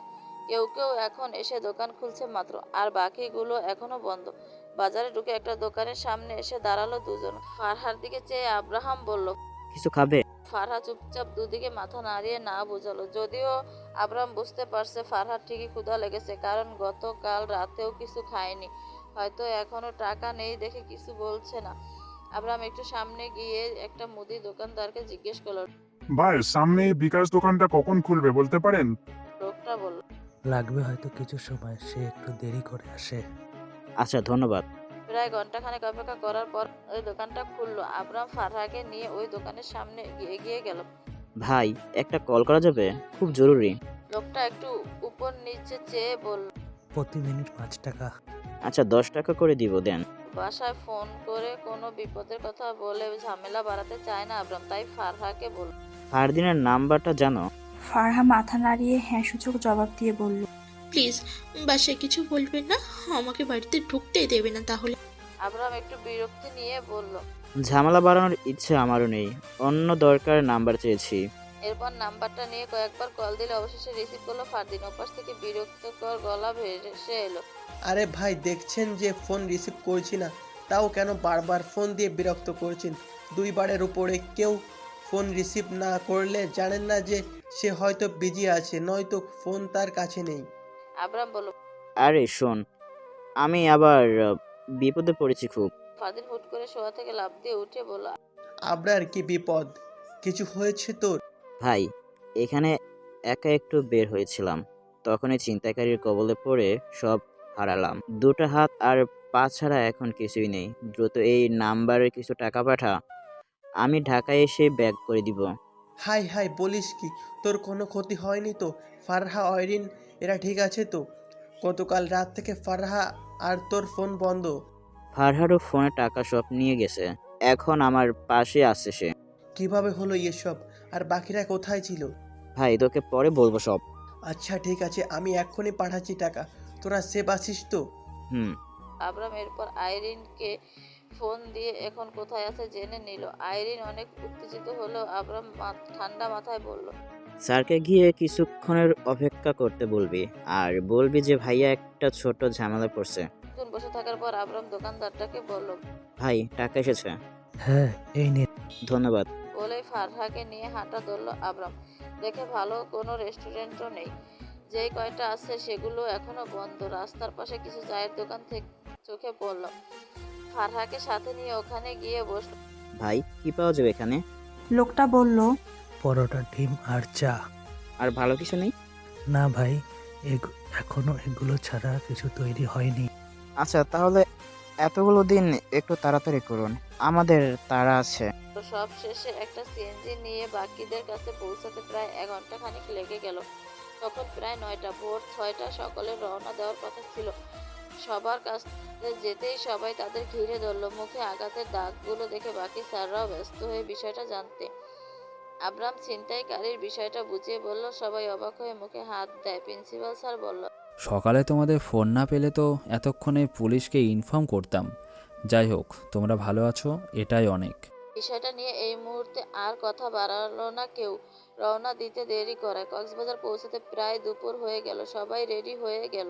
সমুদ্রের তীরে এক পাশে চুপচাপ বসে আছে ফারহা। আইরিন এসে বলল, এখনো মন খারাপ করে আছিস? দেখ, যা গেল মালের ওপর দিয়ে গেছে, জানের ওপর দিয়ে যায়নি, এর জন্য আলহামদুলিল্লাহ বল। আর এখন এসব চিন্তা বাদ দে, চল বাকিদের সাথে এনজয় করি। ভালো লাগছে না, তুই যা, আমি একটু পর আসবো। যদিও ফারহার ইচ্ছে শক্তি সব ফুরিয়ে গেছে, তবু আইরিনকে পাঠাতে কথাটা বলল সে। এরপর আবারও বিষণ্ণ মনে বসে আছে, চুপচাপ ভাবতে লাগলো সব কি করে সামলাবে সে, আর হুট করে হয়ে যাওয়া সম্পর্কটা শেষ কোথায় আছে। একটু পর দুইটা ডাব হাতে ফারহার কাছে এসে দাঁড়ালো আবরাম। ফারহার প্রতি তার একটু রাগ আছে, এটাই স্বাভাবিক, তবুও মেয়েটা ডিপ্রেশনে আছে প্রচুর। নিজেদের মাঝে আগে বিষয়টা সমাধান না হলে ঝামেলাটা আরো বড় হয়ে যাবে। হুট করে ফারহা কেঁদে দিয়ে বলল, কেন হলো এমনটা? আমি তো এভাবে কিছু চাইনি। আমার ফ্যামিলি আমায় নিয়ে কতটা গর্বিত ছিল, কত বিশ্বাস করতো আমাকে, আর শেষ আমি কিনা। পাশ থেকে আবরাম বলল, এটা মাত্র একটা অ্যাক্সিডেন্ট ছিল, আর প্রত্যেক সমস্যারই একটা সমাধান আছে। আর আমাদের দুজনের কোনো ঝামেলা হোক অথবা আমাদের ফ্যামিলির কোনো দুর্নাম হোক, আর এই বিষয় করে ফারদিনের সাথে আমার সম্পর্ক নষ্ট হোক, তা আমি চাইবো না। বিষয়টা আমাদের মাঝে সমাধান করাটা ঠিক হবে। ফারহা আবরামের দিকে চেয়ে বলল, কিভাবে? আবরাম একটা দীর্ঘশ্বাস ছেড়ে বলল, বিষয়টা জানাজানি না করে আমরা নিজেরাই আলাদা হয়ে গেলে তো আর কোনো ঝামেলা তৈরি হবে না, তাই না? এই কথাটাই যেন আবরারের গলাটা খুব ভারী শোনালো। ফারহা এক দৃষ্টিতে চেয়ে আছে তার দিকে, বারবার বলতে ইচ্ছে হচ্ছে তার, আমরা আলাদা হব না। আমি তো আপনাকেই চাইতাম, হয়তো ভাগ্য তা অন্যভাবে করে দিয়েছে। প্রয়োজনে ফ্রেন্ডলি আমার পাশে থাকবেন, তবুও আলাদা হবেন না প্লিজ। ভালোবাসা হারানোর কষ্টে ঢেউটা অনেক আগে আমাকে ভিজিয়ে দিয়ে গিয়েছিল। আমি চাই না আবার সেই কষ্ট আমাকে এসে ছুঁয়ে দিয়ে যাক। আমি নিঃশেষ হয়ে যাব এবার। প্রয়োজনে ছায়া হয়ে পাশে থাকবেন আমার, তবুও ছেড়ে যাবেন না প্লিজ। কিন্তু চাইলেও কথা বলতে পারছে না ফারহা। বারবার গলার মাঝে দলা পাকিয়ে যাচ্ছে, যেন আটকে যাচ্ছে। ফ্যামিলির কথা ভেবে হলেও আবরামের কথা ছোট্ট করে একটা জবাব দিল, আচ্ছা,